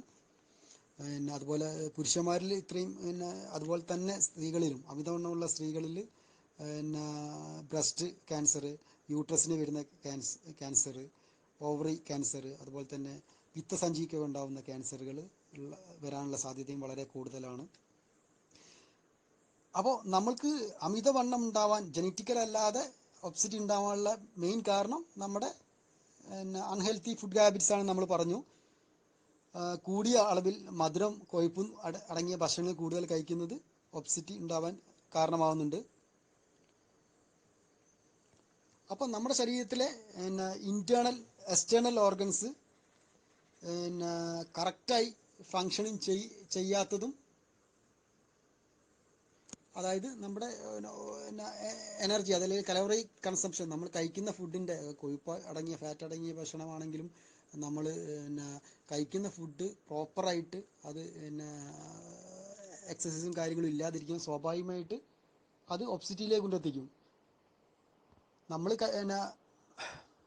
നേരത്തെ ഓൾറെഡി പറഞ്ഞതാണ്, നമ്മുടെ ശരീരത്തിന് ആവശ്യമായ ഊർജം ലഭിക്കുന്നത് നമ്മൾ കഴിക്കുന്ന ഭക്ഷണത്തിൽ നിന്നുമാണ്. അപ്പോൾ നമ്മുടെ ഭക്ഷണത്തിൽ നിന്ന് നാം കഴിക്കുന്ന ഊർജം നമ്മുടെ ആക്ടിവിറ്റീസിലൂടെ, നമ്മുടെ പ്രവൃത്തികളിലൂടെ ബാലൻസ് ആണോ. നമ്മൾ കഴിക്കുന്ന ഭക്ഷണവും നമ്മുടെ ആക്ടിവിറ്റീസും ബാലൻസ് ആയിട്ടില്ലെങ്കിൽ സ്വാഭാവികമായിട്ട് ഇത് കൊഴുപ്പായി അടിഞ്ഞുകൂടുകയും ശരീരത്തിൽ സ്റ്റോർ ചെയ്യപ്പെടുകയും അത് ഒബ്സിറ്റിയിലേക്ക് നയിക്കുകയാണ് ഉണ്ടാവുക.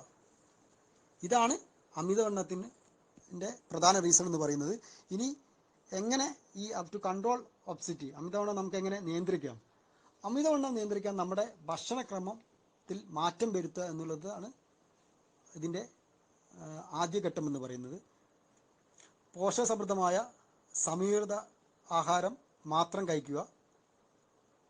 ശരിയായ രീതിയിലും അളവിലും മാത്രം ഭക്ഷണം കഴിക്കാൻ ശീലിക്കുക. മധുര പദാർത്ഥങ്ങളും അതുപോലെ തന്നെ കൊഴുപ്പ് കലർന്നതായ ഭക്ഷണം പരമാവധി കുറയ്ക്കുക. ധാരാളം പഴങ്ങളും പച്ചക്കറികളും നമ്മുടെ ദിവസേനയുള്ള ഭക്ഷണത്തിൻ്റെ ഭാഗമാക്കുക. ധാന്യങ്ങളും പയറുവർഗ്ഗങ്ങളും മുളപ്പിച്ച് കഴിക്കുക. അതായത് മുളപ്പിച്ച ധാന്യങ്ങളും പയറുവർഗ്ഗങ്ങളും നമ്മുടെ ഭക്ഷണത്തിൽ ഉൾപ്പെടുത്താൻ ശ്രമിക്കുക. ഇതിൻ്റെ കൂടെ നമ്മൾ വളരെ ശ്രദ്ധിക്കേണ്ടത്, നമ്മൾ ഇത്തരത്തിൽ അൺഹെൽത്തി ഫുഡ് കഴിക്കുമ്പോൾ സ്വാഭാവികമായിട്ട് ഞാൻ പറഞ്ഞു കൊഴുപ്പായിട്ട് അടഞ്ഞുകൂടും. അപ്പോൾ അതിനൊക്കെ പ്രിവെൻറ്റ് ചെയ്യാൻ ഏറ്റവും നല്ലത് ഫൈബർ കണ്ടൻറ്റുള്ള ഭക്ഷണം കൂടുതൽ കഴിക്കുക എന്നുള്ളത്. ഫ്രൂട്ട്സ് കഴിക്കുമ്പോഴും അതുപോലെ തന്നെ നമ്മൾ ധാന്യങ്ങൾ കഴിക്കുമ്പോഴും അതിന് ഫ്രൂട്ട്സ് ജ്യൂസ് കഴിക്കുന്നതിനേക്കാളും നല്ലത് ഫ്രഷ് ഫ്രൂട്ട്സ് കഴിക്കുന്നതാണ്. അതുപോലെ തന്നെ ധാന്യങ്ങളൊക്കെ മുളപ്പിച്ച് കഴിക്കുമ്പോൾ ധാരാളം ഫൈബർ കണ്ടൻറ്റ് അതിലടങ്ങിയിട്ടുണ്ട്. അതുപോലെ തന്നെ മെയിൻ മീലിൻ്റെ കൂടെ നമ്മൾ ഇടപെട്ടുള്ള സ്നാക്സ്, സോഫ്റ്റ് ഡ്രിങ്ക്സ്, പ്രോസസ്ഡ് ഫുഡൊക്കെ ഒഴിവാക്കുക. വളരെ അത്യാവശ്യമായുള്ളൊരു നാച്ചുറൽ ഫുഡ്, അതുപോലെ ഓയിലി ഇല്ലാത്ത ആവിയിൽ വേവിച്ച ഫുഡ് കഴിക്കാൻ ശ്രമിക്കുക. റെഡ് മീറ്റായ ആട്ടിറച്ചി, പന്നിയിറച്ചി, ബീഫ് എന്നിവയ്ക്ക് പകരം ചെറു മത്സ്യങ്ങളും മുട്ട, നാടൻ മുട്ട, അതുപോലെ തന്നെ കോഴിയിറച്ചി തുടങ്ങിയവയ്ക്ക് പ്രാധാന്യം നൽകുക. അതുപോലെ തന്നെ നമ്മുടെ പ്രോസസ്ഡ് ഓയിൽ, അതായത് അത് മാക്സിമം നമ്മൾ കുറയ്ക്കുക. നമ്മുടെ സാധാരണ കോക്കനട്ട് ഓയിലിനെക്കാട്ടിലും ഇപ്പം കൂടുതൽ ആളുകൾ പ്രോസസ്ഡ് ഓയിലാണ് ഉപയോഗിച്ച് വരുന്നത്. അതും ഇത് പിന്നെ ഒബ്സിറ്റി വരാനും ഒരു വളരെ കൂടിയ ചാൻസാണ്. അതുകൊണ്ട് ഇത്തരം പിന്നെ ബിഹേവിയർ നമ്മൾ ചേഞ്ച് വരുത്തുന്നുണ്ട്. അതുപോലെ നമ്മൾ ഭക്ഷണം കഴിക്കുമ്പോൾ ഈ ഒബ്സിറ്റിയുള്ള ആളുകളൊക്കെ ഭക്ഷണം കഴിക്കുമ്പോൾ ശ്രദ്ധിച്ചിട്ടുണ്ടാകും, വളരെ പിന്നെ സ്പീഡിൽ പിന്നെ അവർക്ക് പിന്നെ പെട്ടെന്ന് ഭക്ഷണം കഴിക്കും. തീരെ നേരത്തെ പറഞ്ഞതുപോലെ ചവച്ചരയ്ക്കാനൊന്നും സമയം ഉണ്ടാവില്ല. അപ്പം വളരെ പതിയെ ഭക്ഷണം കഴിക്കാൻ ഇത്തരക്കാർ ശ്രദ്ധിക്കണം. ഇത് ഇവരുടെ ഡൈജഷൻ പ്രോസസ്സ് വളരെ ഈസിയായി നടക്കുന്നതിനും ഇത് ഇമ്പോർട്ടൻ്റ് ആണ്. അതുപോലെ നമ്മൾ ടി വി കാണുമ്പോൾ ഭക്ഷണം കഴിക്കുന്ന ശീലം കുട്ടികൾക്ക് നമ്മൾക്കൊക്കെ ഉണ്ട്, ഇത് ഒഴിവാക്കുക. ഇതുപോലെ തന്നെ വളരെ ഇമ്പോർട്ടൻ്റ് ആണ് പിന്നെ ഭക്ഷണം അതുപോലെ തന്നെ വെള്ളവും ഉപയോഗിക്കുക എന്നുള്ളത്. ഇത് നമ്മൾ പിന്നെ ഭക്ഷണം കഴിക്കുന്നതിൻ്റെ ഒരു അരമണിക്കൂർ മുന്നേ തന്നെ വെള്ളം കഴിക്കുന്നത് ശീലമാക്കുക. 2-3 ഗ്ലാസ് വെള്ളം കുടിക്കുക. ഇതുപോലെ ഒബ്സിറ്റി ഉള്ള ആളുകൾക്ക് ഏറ്റവും വളരെ പിന്നെ ഇമ്പോർട്ടൻ്റ് ആയിട്ടുള്ളൊരു കാര്യമാണ്. അപ്പോൾ ഇത്തരം കാര്യങ്ങൾ ശ്രദ്ധ കൊണ്ടുവരാൻ ശ്രമിക്കുക. അപ്പോൾ അങ്ങനെ നമ്മൾ നല്ലൊരു ആരോഗ്യം ഉണ്ടാക്കിയെടുക്കാൻ പിന്നെ ശ്രദ്ധിക്കുക. നമുക്കൊരൊറ്റ കാര്യം കൂടി പറയാം. പിന്നെ അതുകൂടി പറഞ്ഞ് നമുക്ക് ഈ ക്ലാസ് വൈൻഡപ്പ് ചെയ്യാം. അത് വളരെ ഇത്രയും കാര്യങ്ങൾ പറഞ്ഞതിൻ്റെ കൂട്ടത്തിൽ വളരെ ഇമ്പോർട്ടൻ്റ് ആയിട്ട് ആളുകൾക്ക് ഉണ്ടാകുന്ന സംശയമാണ് എക്സസൈസ്. എന്താണ് എക്സസൈസ്, എങ്ങനെ എക്സസൈസ് ചെയ്യണം എന്നുള്ളത് വളരെ ഇമ്പോർട്ടൻ്റ് ആണ്. അപ്പോൾ അതുകൂടി പറഞ്ഞ് നമുക്ക് വൈൻഡപ്പ് ചെയ്യാം ഇൻഷാ അല്ലാ. പണ്ടത്തെ ഒരു ജനറേഷനെ അപേക്ഷിച്ച് ഇപ്പോഴത്തെ ജനറേഷൻ എക്സസൈസിലൊക്കെ വളരെ എന്താ പറയുക, ബോഡി ബിൽഡിങ്ങിലും അതുപോലെ കുറച്ചുകൂടി ഹെൽത്ത് കോൺഷ്യസ് ആണെന്ന് പറയാം. നമുക്ക് കുറച്ചുകൂടി അവെയറാണ് അവർ. അപ്പോൾ ജോഗിങ്ങിന് പോകുന്നു, ഹെൽത്ത് ക്ലബ്ബിൽ പോകുന്നു. പക്ഷേ അതുകൊണ്ട് മാത്രമായില്ല, നമ്മൾ എക്സസൈസ് വളരെ ഇമ്പോർട്ടൻ്റ് ആണ്. പക്ഷേ കൂടെ തന്നെ നമ്മുടെ ഭക്ഷണക്രമത്തിൽ സാരമായ മാറ്റങ്ങൾ വരുത്തേണ്ടതായിട്ടുണ്ട്.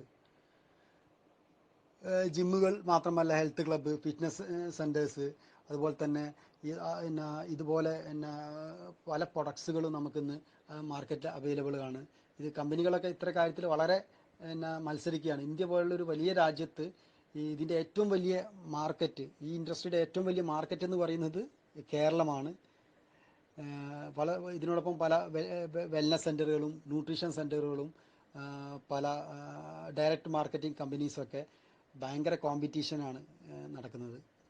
അപ്പോൾ നമ്മൾ മനസ്സിലാക്കേണ്ട ഒരു കാര്യം എന്ന് വെച്ച് കഴിഞ്ഞാൽ, ഒരു പിന്നെ പ്രൊഡക്റ്റും ഇപ്പം നമ്മൾ 100% പിന്നെ നാച്ചുറൽ അല്ല.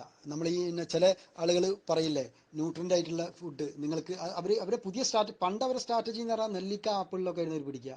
അപ്പോൾ ഒരു കമ്പനികളും ഒരു ഫാക്ടറികളിലും നിങ്ങൾ മനസ്സിലാക്കേണ്ട കാര്യം, ഒരു നെല്ലിമരത്തിൻ്റെ ചോട്ടിലും ആപ്പിൾ മരത്തിൻ്റെ ചോട്ടിലും ഒരു ഫാക്ടറികളും ഇന്നവരെ സ്ഥാപിച്ചിട്ടില്ല. അത് വളരെ ഇമ്പോർട്ടൻ്റ് ആണ്. കാരണം ആളുകൾ ഇതിനെക്കുറിച്ച് വേണ്ടത്ര നമ്മൾക്ക് കിട്ടേണ്ട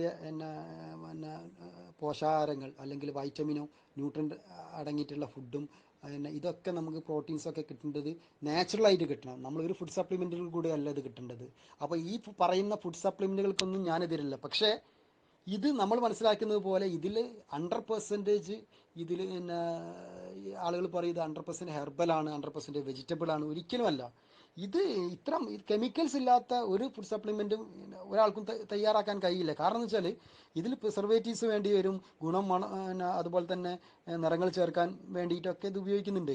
ഇതൊന്നും അല്ലെങ്കിലും ഇത്തരം ഫ്രൂട്ട്സ് കുറേ കാലത്തേക്ക് ഇത് കേടാതിരിക്കണമെങ്കിൽ ഇതിൽ കെമിക്കൽസ് ആഡ് ചെയ്തേ പറ്റുള്ളൂ.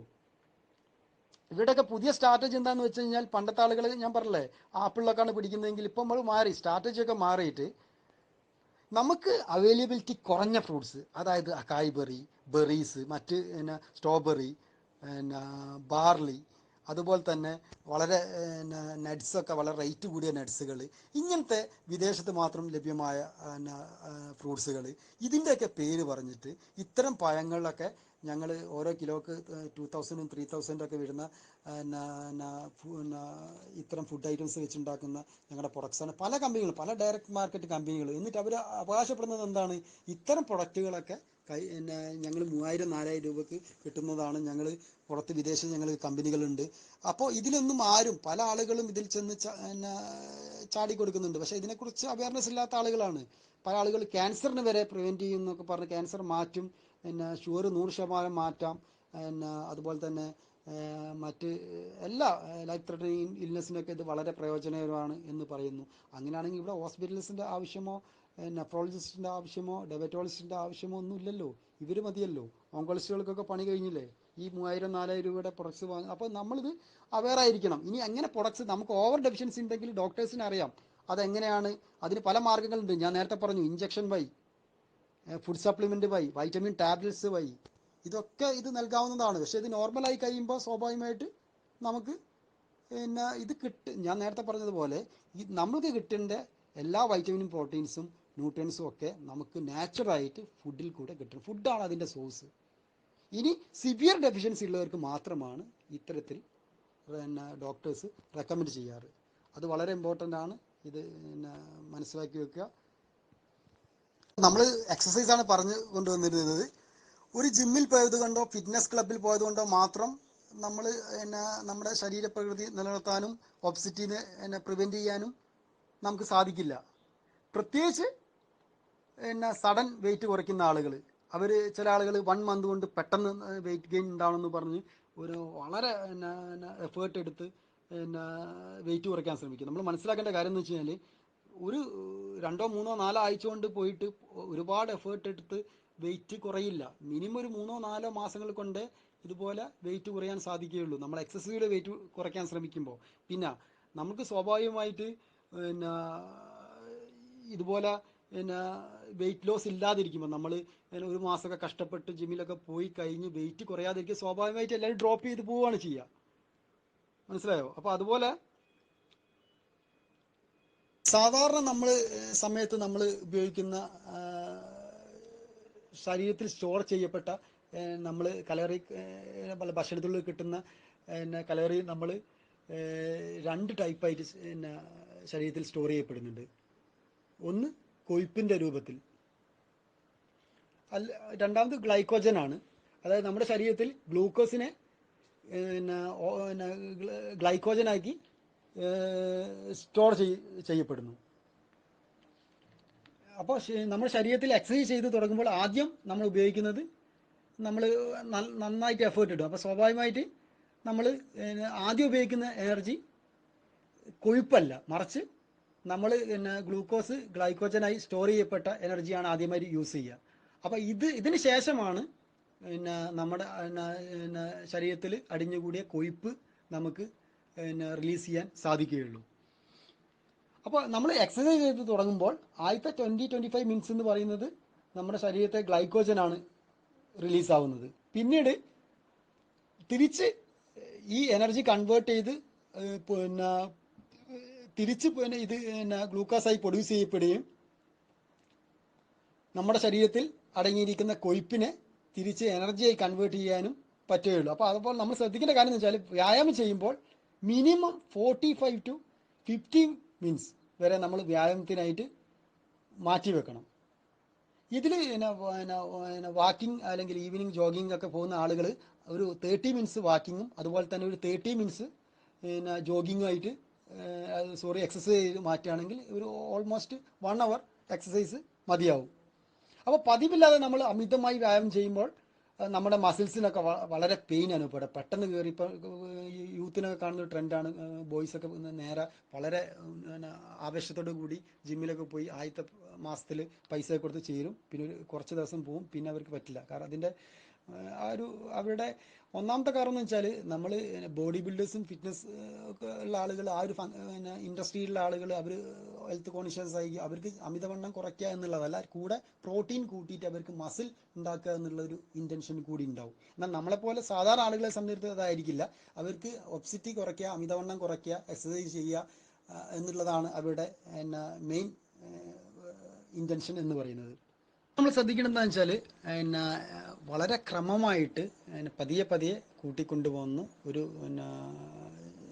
സ്ഥിരമായ ചിട്ടയോട് കൂടിയുള്ള എക്സസൈസ് നമ്മൾ ഫോളോ ചെയ്യാൻ ശ്രമിക്കുക. അതുപോലെ തന്നെ മറ്റൊരു പ്രധാന കാര്യം എന്ന് പറയുന്നത് നമ്മൾ എക്സസൈസ് ചെയ്ത് ഉടനെ തന്നെ തണുത്ത വെള്ളം, ജ്യൂസ്, അതുപോലെ തന്നെ സ്നാക്സൊക്കെ കഴിക്കുന്ന ആളുകളാണെങ്കിൽ ഒരിക്കലും നമ്മൾ അങ്ങനെ കഴിക്കരുത്. കാരണം ഇതുപോലെ പ്രോട്ടീൻ കൂട്ടേണ്ട ആളുകൾ, ബോഡി ബിൽഡേഴ്സ്, ഞാൻ നേരത്തെ പറഞ്ഞ പോലുള്ള ആളുകൾക്ക് അത് നല്ലതാണ്. അത് പ്രോട്ടീൻ കണ്ടൻറ്റുള്ള ഭക്ഷണം പെട്ടെന്ന് അബ്സോർവ് ചെയ്യും, പെട്ടെന്ന് നമ്മൾ എക്സസൈസിൻ്റെ കൂടെ തന്നെ കഴിക്കുമ്പോൾ. അല്ലാത്ത ആളുകളെ സംബന്ധിച്ചിടത്തോളം പെട്ടെന്ന് തന്നെ ഭക്ഷണം മെയിൻ മീലൊക്കെ കഴിക്കാതിരിക്കുന്നതാണ് നല്ലത്. അത് വളരെ ഇമ്പോർട്ടൻ്റ് ആണ്. വ്യായാമം കഴിഞ്ഞ് ഒരു 30 മിനിറ്റിന് ശേഷം മാത്രമേ നമ്മൾ ഇത് മെയിൻ മീലോ അല്ലെങ്കിൽ ഫുഡൊക്കെ കഴിക്കാൻ പാടുള്ളൂ. ഒന്നാമത് ജ്യൂസ് വളരെ ഇമ്പോർട്ടൻ്റ്. നേരത്തെ പറഞ്ഞ പോലെ ജ്യൂസ് എന്ന് പറയുന്നത് ഫൈബർ കണ്ടൻറ് ഇല്ല, ഫ്രഷ് ഫ്രൂട്ട്സിനെ പോലെയല്ല. ഇതിൽ അതിൻ്റെ ഫൈബർ കണ്ടൻറ്റ് മൊത്തം ജ്യൂസ് ഫോമിലേക്ക് പോകുമ്പോൾ നഷ്ടപ്പെടുകയാണ് ചെയ്യുന്നത്. പിന്നുള്ളത് കാർബോഹൈഡ്രേറ്റ് ആണ്. അപ്പോൾ സ്വാഭാവികമായിട്ട് ഇത് ഓപ്പോസിറ്റ് റിസൾട്ടാണ് ഉണ്ടാക്കുക. അപ്പോൾ ജ്യൂസ് കഴിക്കുന്ന ആളുകളിൽ ഫൈബർ കംപ്ലീറ്റ് നഷ്ടപ്പെട്ട് പോവുകയാണ് ചെയ്യുന്നത്. പിന്നുള്ളത് മൊത്തം കാർബോഹൈഡ്രേറ്റ്സ് ആണ്. അപ്പോൾ അതുകൊണ്ടാണ് ജ്യൂസ് ഇത്. പക്ഷേ ഇവർക്ക് നല്ലതുമാണ്. നമ്മൾ ബോഡി ബിൽഡേഴ്സായ ആളുകൾക്ക് ഇത് പെട്ടെന്ന് എക്സസൈസിൻ്റെ കൂടെ തന്നെ ജ്യൂസ് കഴിക്കുമ്പോൾ അവർക്ക് സ്വാഭാവികമായിട്ട് നല്ല രീതിയിൽ അവർക്ക് ബോഡി മെയിൻറ്റെയിൻ ചെയ്യാൻ അവർക്ക് ആവശ്യമാണ്. പക്ഷെ നമ്മളെ സംബന്ധിച്ചിടത്തോളം നമ്മൾ വെയിറ്റ് ലോസിന് വേണ്ടിയും ആരോഗ്യത്തിന് വേണ്ടിയും എക്സസൈസ് ചെയ്യുന്ന ആളുകളാണെങ്കിൽ അരമണിക്കൂർ നേരത്തേക്ക് മെയിൻ ഭക്ഷണം ഒക്കെ കഴിക്കാതിരിക്കുന്നതാണ് ഏറ്റവും നല്ലത്. അല്ലെങ്കിൽ നേരെ ഓപ്പോസിറ്റ് ആയിട്ട് വീണ്ടും നമ്മൾ എക്സസൈസ് ചെയ്യുന്ന കാര്യമില്ല. എക്സസൈസ് ചെയ്തുകൊണ്ട് മാത്രം, ഞാൻ നേരത്തെയും പറഞ്ഞു, എക്സസൈസ് എന്ന സബ്ജക്റ്റ് നമ്മൾ എടുക്കുമ്പോൾ തന്നെ എക്സസൈസ് ചെയ്തുകൊണ്ട് മാത്രം വെയിറ്റ് കുറയുക, ഇതുപോലെ ജീവിതശൈലി രോഗങ്ങളിൽ നിന്ന് നമ്മൾ മുക്തരാകുകയോ ചെയ്യുന്നില്ല. അതിൻ്റെ കൂടെ ചിട്ടായ ഭക്ഷണക്രമവും ആവശ്യമായിട്ടുണ്ട്. അപ്പോൾ ഇത് അറിയാത്ത ആളുകൾ നല്ല രീതിയിൽ എക്സസൈസ് ചെയ്യും, സയൻറ്റിഫിക് അല്ലാത്ത രീതിയിൽ ഉള്ള ഒരു ഫുഡ് നമുക്ക് ചെയ്യാൻ പറ്റുന്നത്. സാധാരണ ആളുകൾക്ക് ഇതുപോലെ വ്യായാമം ചെയ്തു കഴിഞ്ഞാൽ നമുക്ക് നോർമൽ വാട്ടർ പതിയെ കുടിക്കുക. അതിനുശേഷം അരമണിക്കൂറോ 3/4 മണിക്കൂറോ കഴിഞ്ഞതിന് ശേഷം നമുക്ക് മെയിൻ മീലിലേക്ക് കടക്കുന്നതായിരിക്കും വളരെ ഉത്തമം. പിന്നെ ഇനി അടുത്തൊരു വളരെ ഇമ്പോർട്ടൻ്റ് ആയിട്ടുള്ളൊരു സംഭവം എന്ന് വെച്ച് കഴിഞ്ഞാൽ, എന്താണ് എക്സസൈസ്? പല ആളുകളും പറയും എക്സസൈസ് എന്ന് പറഞ്ഞാൽ ഓരോരുത്തർക്കും ജിമ്മിൽ പോലും ഫിറ്റ്നസ് സെൻ്ററിൽ പോലും മാത്രമല്ല എക്സസൈസ് എന്ന് പറയുന്നത്. സ്വിമ്മിങ് എന്ന് പറയുന്നത് നമ്മൾക്ക് ഏറ്റവും നല്ലൊരു എക്സസൈസ് സ്വിമ്മിങ്. അതുപോലെ തന്നെ വാക്കിങ്ങിനൊക്കെ ബെനിഫിറ്റ്സ് എന്ന് പറയുന്നത് വളരെ ആളുകളെ നമുക്ക് വേറൊരു എക്സസൈസിൻ്റെ ആവശ്യം വരുന്നില്ല. അവിടെ നമ്മൾ ഈ ഫിറ്റ്നസ് സെൻ്ററിൽ പോയിട്ട് നമ്മൾ എക്യുപ്മെൻറ്റ്സ് ഉപയോഗിച്ച് എക്സസൈസ് ചെയ്യുന്നത് മാത്രമല്ല, പിന്നെ നമ്മളൊരു എക്സസൈസ് പ്രിഫർ ചെയ്യുമ്പം നമ്മൾക്ക് കംഫർട്ടാവുന്ന, നമുക്ക് റെഗുലറായിട്ട് ഫോളോ ചെയ്യാൻ പറ്റുന്ന എക്സസൈസ് ആയിരിക്കണം, നമുക്ക് അസസബിൾ ആയിരിക്കണം, അവൈലബിലിറ്റി ഉണ്ടായിരിക്കണം. അതുകൊണ്ട് തന്നെ എസ്പെഷ്യലി സ്ത്രീകൾക്ക് സാധിക്കണമെന്നില്ല. അപ്പം നമ്മൾ ചെയ്യേണ്ടത് നമുക്ക് കംഫർട്ടായ ഒരു എക്സസൈസ് പ്ലാൻ. സൈക്ലിംഗ് ഏറ്റവും നല്ല എക്സസൈസ്. 30 മിനിറ്റ്സ്. ചൈനയിലുള്ള ആളുകൾ അവർ കഴിക്കുന്ന ഭക്ഷണം എന്ന് പറയുന്നത്, അവർ നോൺ വെജ് പോലും ഒരു 70% നോൺ വെജിൽ പോലും അവർ നല്ല വെജിറ്റബിൾസ് ഇൻക്ലൂഡഡ് ആയിരിക്കും. അതുകൊണ്ടാണ് അവരുടെ കുട്ടികളിൽ ഒബ്സിറ്റി കൂടുതൽ. ചൈനയിലാണെങ്കിലും പ്രായമായ ആളുകൾ, ഒരു 50 വയസ്സായ ആളുകളെ കണ്ടു കഴിഞ്ഞാൽ ഇപ്പോഴും 25 ഏജേ പറയില്ല. അത് എന്തുകൊണ്ടാണെന്ന് വെച്ച് കഴിഞ്ഞാൽ അവരെ ഫുഡ് ഹാബിറ്റ് 70% പ്യുവർ വെജിറ്റബിൾ ആയിരിക്കും. അത് ഫിഷ് കഴിക്കുകയാണെങ്കിലും പിന്നെ അതുപോലെ ഒരുപാട് സ്പൈസി ഫുഡ്സ് ആയിരിക്കില്ല അവരുത്. അതൊക്കെയാണ് വളരെ ഇമ്പോർട്ടൻ്റ് ആയിട്ടുള്ള കാര്യം. അപ്പോൾ നമ്മൾ എക്സസൈസ് പ്രിഫർ ചെയ്യുമ്പോൾ അത് മറ്റുള്ളൊരു കാര്യം ശ്രദ്ധിക്കേണ്ടതെന്ന് വെച്ചാൽ, എയറോബിക് എക്സസൈസുകളുണ്ട്. ഈ സ്വിമ്മിങ്ങും സൈക്ലിങ്ങും വാക്കിങ്ങും ഒന്നും അല്ലാതെ തന്നെ ഈ എയറോബിക് എക്സസൈസ് ഉണ്ട്. അതുപോലെ ജൂംബ കാര്യങ്ങൾ. നമ്മൾ അതിൻ്റെയൊക്കെ ബെനിഫിറ്റ്സ് ഒരേ സമയം ആങ്സൈറ്റി, ഡിപ്രഷൻ പോലെയുള്ള കുറയ്ക്കാനും ഒരേ സമയം ഫിസിക്കൽ മെൻ്റൽ റിലാക്സേഷന് പറ്റിയ എക്സസൈസാണ് ഇത്തരം എക്സസൈസുകൾ. അപ്പോൾ ആളുകൾക്ക് അരമണിക്കൂർ രാവിലെ ഡാൻസിങ് ഒക്കെ പ്രാക്ടീസ് ചെയ്യുന്ന ആളുകളെ സംബന്ധിച്ച് സൂംബ എക്സസൈസൊക്കെ വളരെ എഫക്റ്റീവാണ്. അപ്പോൾ നമ്മൾ അതിൻ്റെ സാധ്യതകൾ കൂടി, എക്സസൈസ് എന്ന് പറയുമ്പോൾ തന്നെ ഫിറ്റ്നസ് സെൻ്ററും ഹെൽത്ത് ക്ലബ്ബും അല്ല നമ്മളെ മനസ്സിലേക്ക് വരേണ്ടത്. അപ്പോൾ അത് വളരെ ഇമ്പോർട്ടൻ്റ് ആണ് എക്സസൈസിൽ. അത് എല്ലാവരും അറിയാത്ത ആളുകളിലേക്ക് നമ്മൾ പറഞ്ഞു കൊടുക്കുക. നമ്മൾ പ്രഗ്നൻ്റ് ആയ ആളുകൾ, നമ്മൾ പറഞ്ഞു നേരത്തെ വൈറ്റമിൻ ഡി ഡെഫിഷ്യൻസി പ്രഗ്നൻസി ആയ ആളുകളിൽ ഒരുപാട് ഹെൽത്ത് ഇഷ്യൂസ് ഉണ്ടാകും. വൈറ്റമിൻ ബി കോംപ്ലക്സിൻ്റെ ഡെഫിഷ്യൻസി, കാൽസ്യം ഡെഫിഷ്യൻസി. ഇപ്പോൾ സാധാരണ ആളുകളെക്കാളും പ്രീനാറ്റൽ സ്റ്റേജിലുള്ള ആളുകൾക്ക്, അതുപോലെ പോസ്റ്റ്നാറ്റൽ സ്റ്റേജിൽ പ്രസവത്തിന് ശേഷം ബ്രസ്റ്റ് ഫീഡിങ്ങിനൊക്കെ ഒരുപാട് ഫുഡ് അല്ലെങ്കിൽ ഒരുപാട് ന്യൂട്രിയൻസ്, പോഷകാഹാരങ്ങൾ വേണ്ടി വരും. വൈറ്റമിൻ വേണ്ടി വരും, പ്രോട്ടീൻ വേണ്ടി വരും, ഫൈബർ കണ്ടൻറ്റ് വേണ്ടി വരും. അപ്പോൾ ഇതിന് ആളുകൾ ചെയ്യുന്നത് എന്തെന്ന് വെച്ച് കഴിഞ്ഞാൽ, പ്രഗ്നൻസി പീരീഡ് തുടങ്ങുമ്പോൾ തന്നെ ഓവർ ഫുഡ് കൊടുക്കുക എന്നുള്ളതാണ്. അപ്പോൾ ഇതെന്താ, ഈ പ്രസവത്തിന് ശേഷമാണെങ്കിൽ സ്വാഭാവികമായിട്ട് ഈ പ്രസവ ശുശ്രൂഷയ്ക്ക് വരുന്ന സ്ത്രീ പറയുന്നതിനനുസരിച്ചുള്ള രീതിക്കനുസരിച്ച് മണിക്കൂറുകൾ ഇടപെട്ട് ഭക്ഷണാധിക്യം. ഈ ഭക്ഷണാധിക്യങ്ങൾ ഇവർക്ക് നല്ല ഹെൽത്ത് അല്ല ഉണ്ടാക്കുക. ഒബ്സിറ്റി, അതുപോലെ മറ്റ് ജീവിതശൈലി, പ്രഷർ, കൊളസ്ട്രോൾ പോലെയുള്ള രോഗങ്ങളിലേക്ക് നയിക്കുകയാണ് ഉണ്ടാകുക. അപ്പം നമ്മളിത് മനസ്സിലാക്കേണ്ടതുണ്ട്. ഒരു സാധാരണ ബ്രസ്റ്റ് ഫീഡിങ് ചെയ്യുന്ന ആളുകൾക്ക് സാധാരണ ആളുകളെക്കാളും ഒരു 500 ഗ്രാം കലോറി ആവശ്യമായിട്ട് വരുന്നുള്ളൂ. അപ്പോൾ അതിനനുസരിച്ചുള്ള ഫുഡ് ഹാബിറ്റ്സ് ഉണ്ടാക്കുക ചെയ്യുക. അല്ലാതെ നമ്മൾ പിന്നെ ഒരുപാട് നെയ്യും അതുപോലെ തന്നെ ആയുർവേദ മരുന്നുകളും പിന്നെ പല രീതിയിലുള്ള ലേഹ്യങ്ങളും ഒക്കെ കഴിക്കുന്നത് അൺഹെൽത്തി ബിഹേവിയറാണത് മനസ്സിലാക്കണം. എന്നാലും വൈറ്റമിൻ ഡി ഡെഫിഷ്യൻസി പിന്നെ പ്രീനാറ്റൽ സ്റ്റേജിൽ ഉണ്ടായ കുട്ടികൾക്ക് ഞാൻ നേരത്തെ പറഞ്ഞു ഓട്ടിസം പോലുള്ള പ്രശ്നങ്ങൾ ഉണ്ടാവാം, കുട്ടികൾക്ക് റിക്കറ്റ്സ് ഉണ്ടാവും, ശാരീരികവും മാനസിക പ്രശ്നങ്ങൾ ഉണ്ടാവാം, ബി കോംപ്ലക്സ് ഡെഫിഷ്യൻസി ഉള്ള കുട്ടികൾക്ക് ഇതുപോലത്തെ പ്രശ്നങ്ങൾ ഉണ്ടാവാം എന്നൊക്കെ പറഞ്ഞു. പക്ഷേ നമ്മൾ മനസ്സിലാക്കേണ്ട കാര്യം, നമ്മൾ പിന്നെ പ്രഗ്നൻസി പീരീഡിൽ പല ആളുകളും പല സ്ത്രീകളും ഗൈനക്കോളജിസ്റ്റിനെ സമീപിക്കാറുണ്ട്. അപ്പോൾ പിന്നെ എല്ലാ ഗൈനക്കോളജിസ്റ്റുകളും പിന്നെ ഇവർക്ക് എല്ലാ പിന്നെ മാസവും പിന്നെ സ്കാനിങ് അതുപോലെ തന്നെ ബ്ലഡ് ടെസ്റ്റ് കാര്യങ്ങൾ ചെയ്യാറുണ്ട്.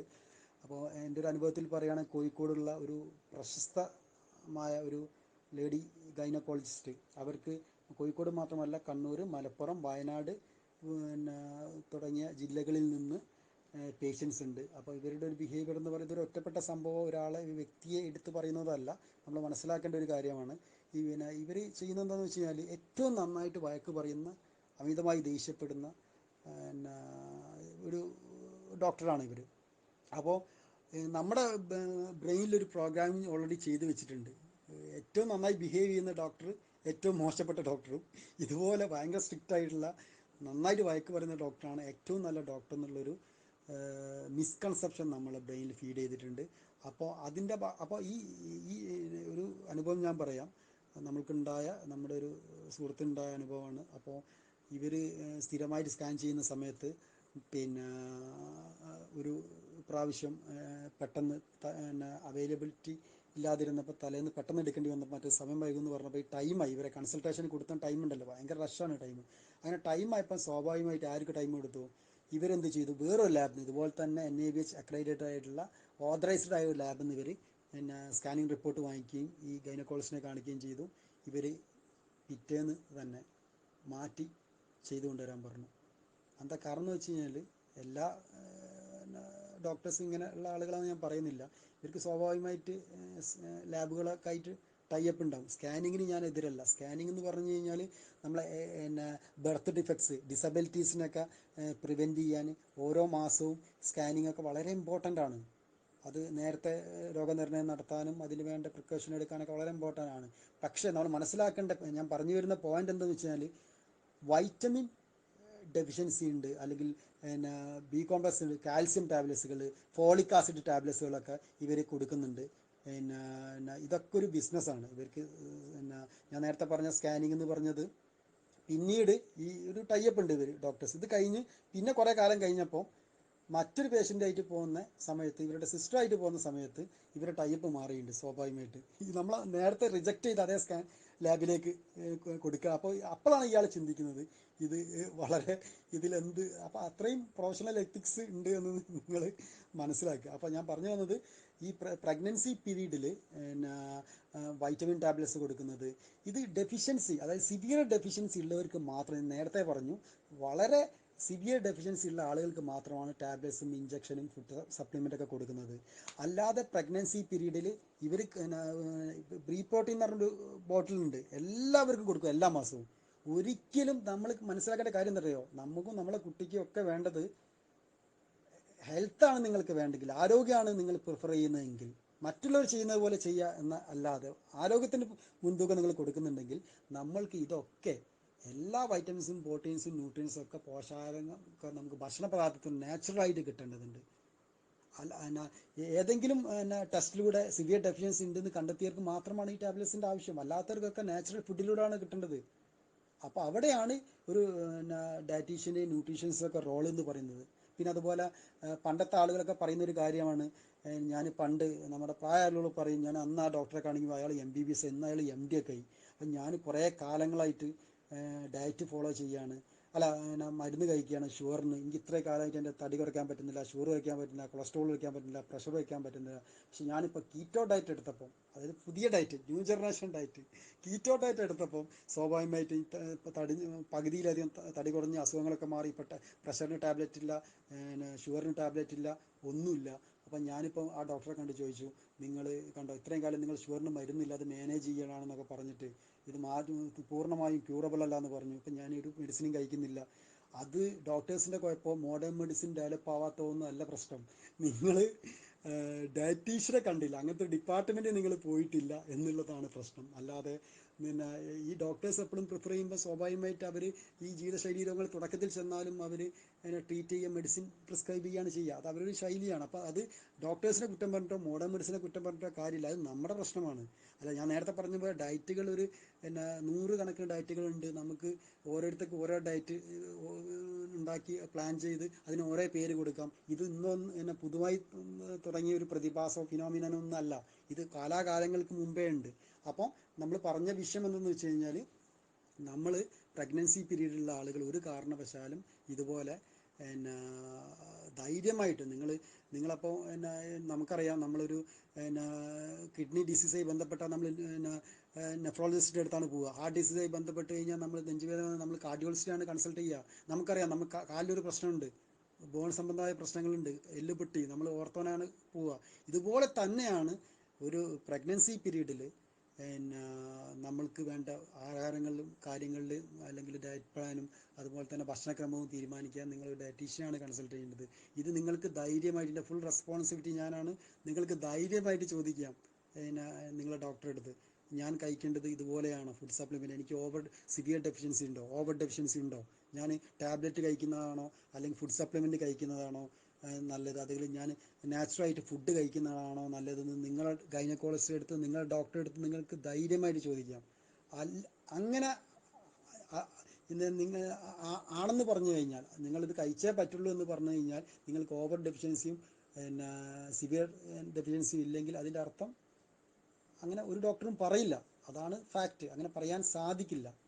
അത് നമ്മുടെ അറിവില്ലായ്മയാണ്, നമ്മുടെ പിന്നെ ട്രസ്റ്റ്, അത് പിന്നെ ഈ ഡോക്ടേഴ്സിൻ്റെ ക്രെഡിബിലിറ്റി, അത് ഉപയോഗിച്ചിട്ടാണ് അവർ നമ്മളെ. അപ്പോൾ അങ്ങനത്തെ ഒരു ഇത് പലർക്കും ഇതിനെക്കുറിച്ച് അറിയില്ല. അപ്പോൾ നമ്മൾ സ്ത്രീകൾക്ക് പിന്നെ അതുപോലെ പിന്നെ നമ്മുടെ സൊസൈറ്റിയിൽ പിന്നെ പ്രഗ്നൻസി ആയിട്ട് ബന്ധപ്പെട്ട് പിന്നെ ഉള്ള ആളുകൾക്ക്, ഇനി പ്രസവിക്കാൻ പോകുന്ന ആളുകൾക്ക്, നമ്മുടെ മക്കൾക്ക് എല്ലാവർക്കും നമ്മൾ ഈ അറിവ് ഷെയർ ചെയ്ത് കൊടുക്കുക, അവരിലേക്ക് ഇത് എത്തിച്ചു കൊടുക്കുക.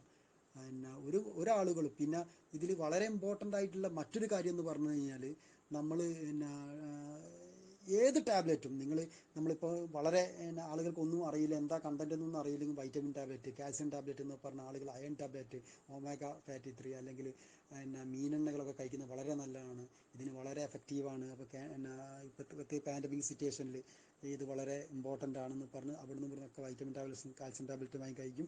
അതിന് ഞാൻ എതിരല്ല. നിങ്ങളൊരു വൈറ്റമിൻ ടാബ്ലറ്റും കാൽസ്യം ടാബ്ലറ്റും കഴിക്കുന്നതിനും ബി കോംപ്ലക്സ് ഡെഫിഷ്യൻസി ഒക്കെ ഉണ്ടെങ്കിൽ, നമുക്ക് സിവിയർ ഡെഫിഷ്യൻസി ഒക്കെ ഉണ്ടെങ്കിൽ നമുക്കൊരു ഡയറ്റീഷ്യനോ അല്ലെങ്കിൽ ഒരു ഫിസിഷ്യനൊക്കെ കാണേണ്ടതായിട്ട് വരും. ഒരിക്കലും ഇതൊന്നും കഴിക്കുന്നതുകൊണ്ട് കുഴപ്പമില്ല. ഒരു കാരണവശാലും വൈറ്റമിൻ ഡി ഡെഫിഷ്യൻസി ഉള്ള ആളുകൾ ഒരു കാരണവശാലും വൈറ്റമിൻ ഡി ടാബ്ലറ്റ്സ് കഴിക്കരുത്. കാരണം ഇത് മറ്റ് പിന്നെ വൈറ്റമിനെ പോലെയല്ല. ഇതിൻ്റെ ഡോസേജ് വളരെ ഇമ്പോർട്ടൻ്റ് ആണ്. ഇത് 2K 60K എന്ന് പറഞ്ഞാൽ വളരെ ഡോസേജ് പിന്നെ നിർണ്ണയിക്കുന്നത് ഒരു പ്രൊഫഷണൽസിന് മാത്രമേ സാധിക്കുകയുള്ളൂ. അതുകൊണ്ട് എത്രമാത്രം ഡെഫിഷ്യൻസി ഉണ്ട് എന്നതിനനുസരിച്ചാണ് ഇതിൻ്റെ ഡോസേജ് നിർണ്ണയിക്കുന്നത്. അതുപോലെ തന്നെ വീണ്ടും കൺസൾട്ടേഷൻ ആവശ്യമായി നോർമലായി കഴിഞ്ഞാൽ ഇത് കുറച്ചുകൊണ്ട് വരണം. അതുപോലെ തന്നെ വൈറ്റമിൻ ഡെഫിഷ്യൻസി സിവിയർ ഉള്ളവർ എല്ലാ വർഷത്തിലും ഇതിന് ടെസ്റ്റ് നടത്തണം. വീണ്ടും ഡെഫിഷ്യൻസി വരാനുള്ള സാധ്യതയുണ്ട്. ഇത് വളരെ ഇമ്പോർട്ടൻ്റ് ആണ്. ഇതിന് നിങ്ങളൊരു ഫിസിഷ്യനെ അല്ലെങ്കിൽ ഐഡിയയുടെ അണ്ടറിലുള്ള ഒരു രജിസ്റ്റേർഡ് ആയിട്ടുള്ള ഒരു RD, അതുപോലെ ഒരു കൺസൾട്ടൻറ്റ് ഡയറ്റീഷ്യനെയോ ICMR അണ്ടർ രജിസ്റ്റേർഡ് ആയിട്ടുള്ള ഒരു ക്ലിനിക്കൽ ന്യൂട്രീഷ്യനെ സമീപിക്കാവുന്നതാണ്. അപ്പോൾ ഇത്തരം കാര്യങ്ങളിൽ നമ്മൾ അവെയർ ആയിരിക്കണം. ഈ ഇൻഫർമേഷൻ എല്ലാവരിലേക്കും പാസ് ചെയ്യുക. Thank you for all. ഇത്ര നേരം ഈ ക്ലാസ് കേട്ടിരിക്കുന്ന ആളുകളുടെ ഒരു മെയിൻ ഇൻറ്റൻഷൻ എന്ന് പറയുന്നത്, ഇവർക്ക് ഇൻഫോർമേറ്റീവായിട്ടുള്ള ഡയറ്റിനെ കുറിച്ചുള്ള അവയർനെസ് ഉണ്ടാക്കിയെടുക്കുക എന്നുള്ളതാണ്. അതിലേക്ക് വേണ്ടിയിട്ട് ഞാൻ നിങ്ങൾക്ക് വേണ്ടി ഷെയർ ചെയ്യുന്ന ഒരു വളരെ സിമ്പിളായിട്ടുള്ള ഒരു ടിപ്പാണ്. നമ്മുടെ ഡയറ്റ് പ്ലാന് നമ്മൾ വേറെ ആളെ, ഞാൻ നേരത്തെ പറഞ്ഞു, ഓരോ ഇൻഡിവിജ്വൽസിൻ്റെ വെയിറ്റ്, ഹൈറ്റ്, മെഡിക്കൽ ഹിസ്റ്ററി ഒക്കെ ഡിഫറൻ്റ് ആണ്. അതുകൊണ്ട് തന്നെ മറ്റൊരാളുടെ ഡയറ്റ് പ്ലാൻ നമ്മൾ ഫോളോ ചെയ്യേണ്ട ആവശ്യമില്ല. നമ്മൾക്ക് വേണ്ടിയിട്ട് തന്നെ ഒരു ഡയറ്റ് പ്ലാൻ ഉണ്ടാക്കുക, ഒരു ഭക്ഷണക്രമം ഉണ്ടാക്കിയെടുക്കുക, അതിൽ ന്യൂട്രൻ്റ് ആയിട്ടുള്ള ഭക്ഷണങ്ങൾ ഉൾപ്പെടുത്തുക, അലർജീസോ അല്ലെങ്കിൽ നമുക്ക് ദോഷകരമായ രീതിയിലുള്ള ഭക്ഷണങ്ങൾ നമ്മൾ അവോയ്ഡ് ചെയ്യുക. മെയിനായി ശ്രദ്ധിക്കേണ്ട ഒരു കാര്യം എന്താ വെച്ച് കഴിഞ്ഞാൽ, വളരെ ഇമ്പോർട്ടൻ്റ് ആയിട്ടുള്ള ഇതിൻ്റെ ഈ കൺക്ലൂഷൻ എന്ന് പറയും. ഇത്ര ആളുകൾ ഇത്ര നേരം വെയിറ്റ് ചെയ്യും, ഇത്രയും സമയം നിങ്ങൾ 2-2.5 മണിക്കൂറോളം നിങ്ങൾ ഇരുന്നതിൻ്റെ ഏറ്റവും ഇമ്പോർട്ടൻ്റ് ആയിട്ടുള്ള ഒരു ആസ്പെക്റ്റ് എന്ന് പറയുന്നത് ഇതാണ്. നമ്മുടെ ബ്രേക്ക്ഫാസ്റ്റ് നമ്മൾ 7 o'clock മുതൽ 9 o'clock വരെ വളരെ ഇമ്പോർട്ടൻ്റ് ആണ്.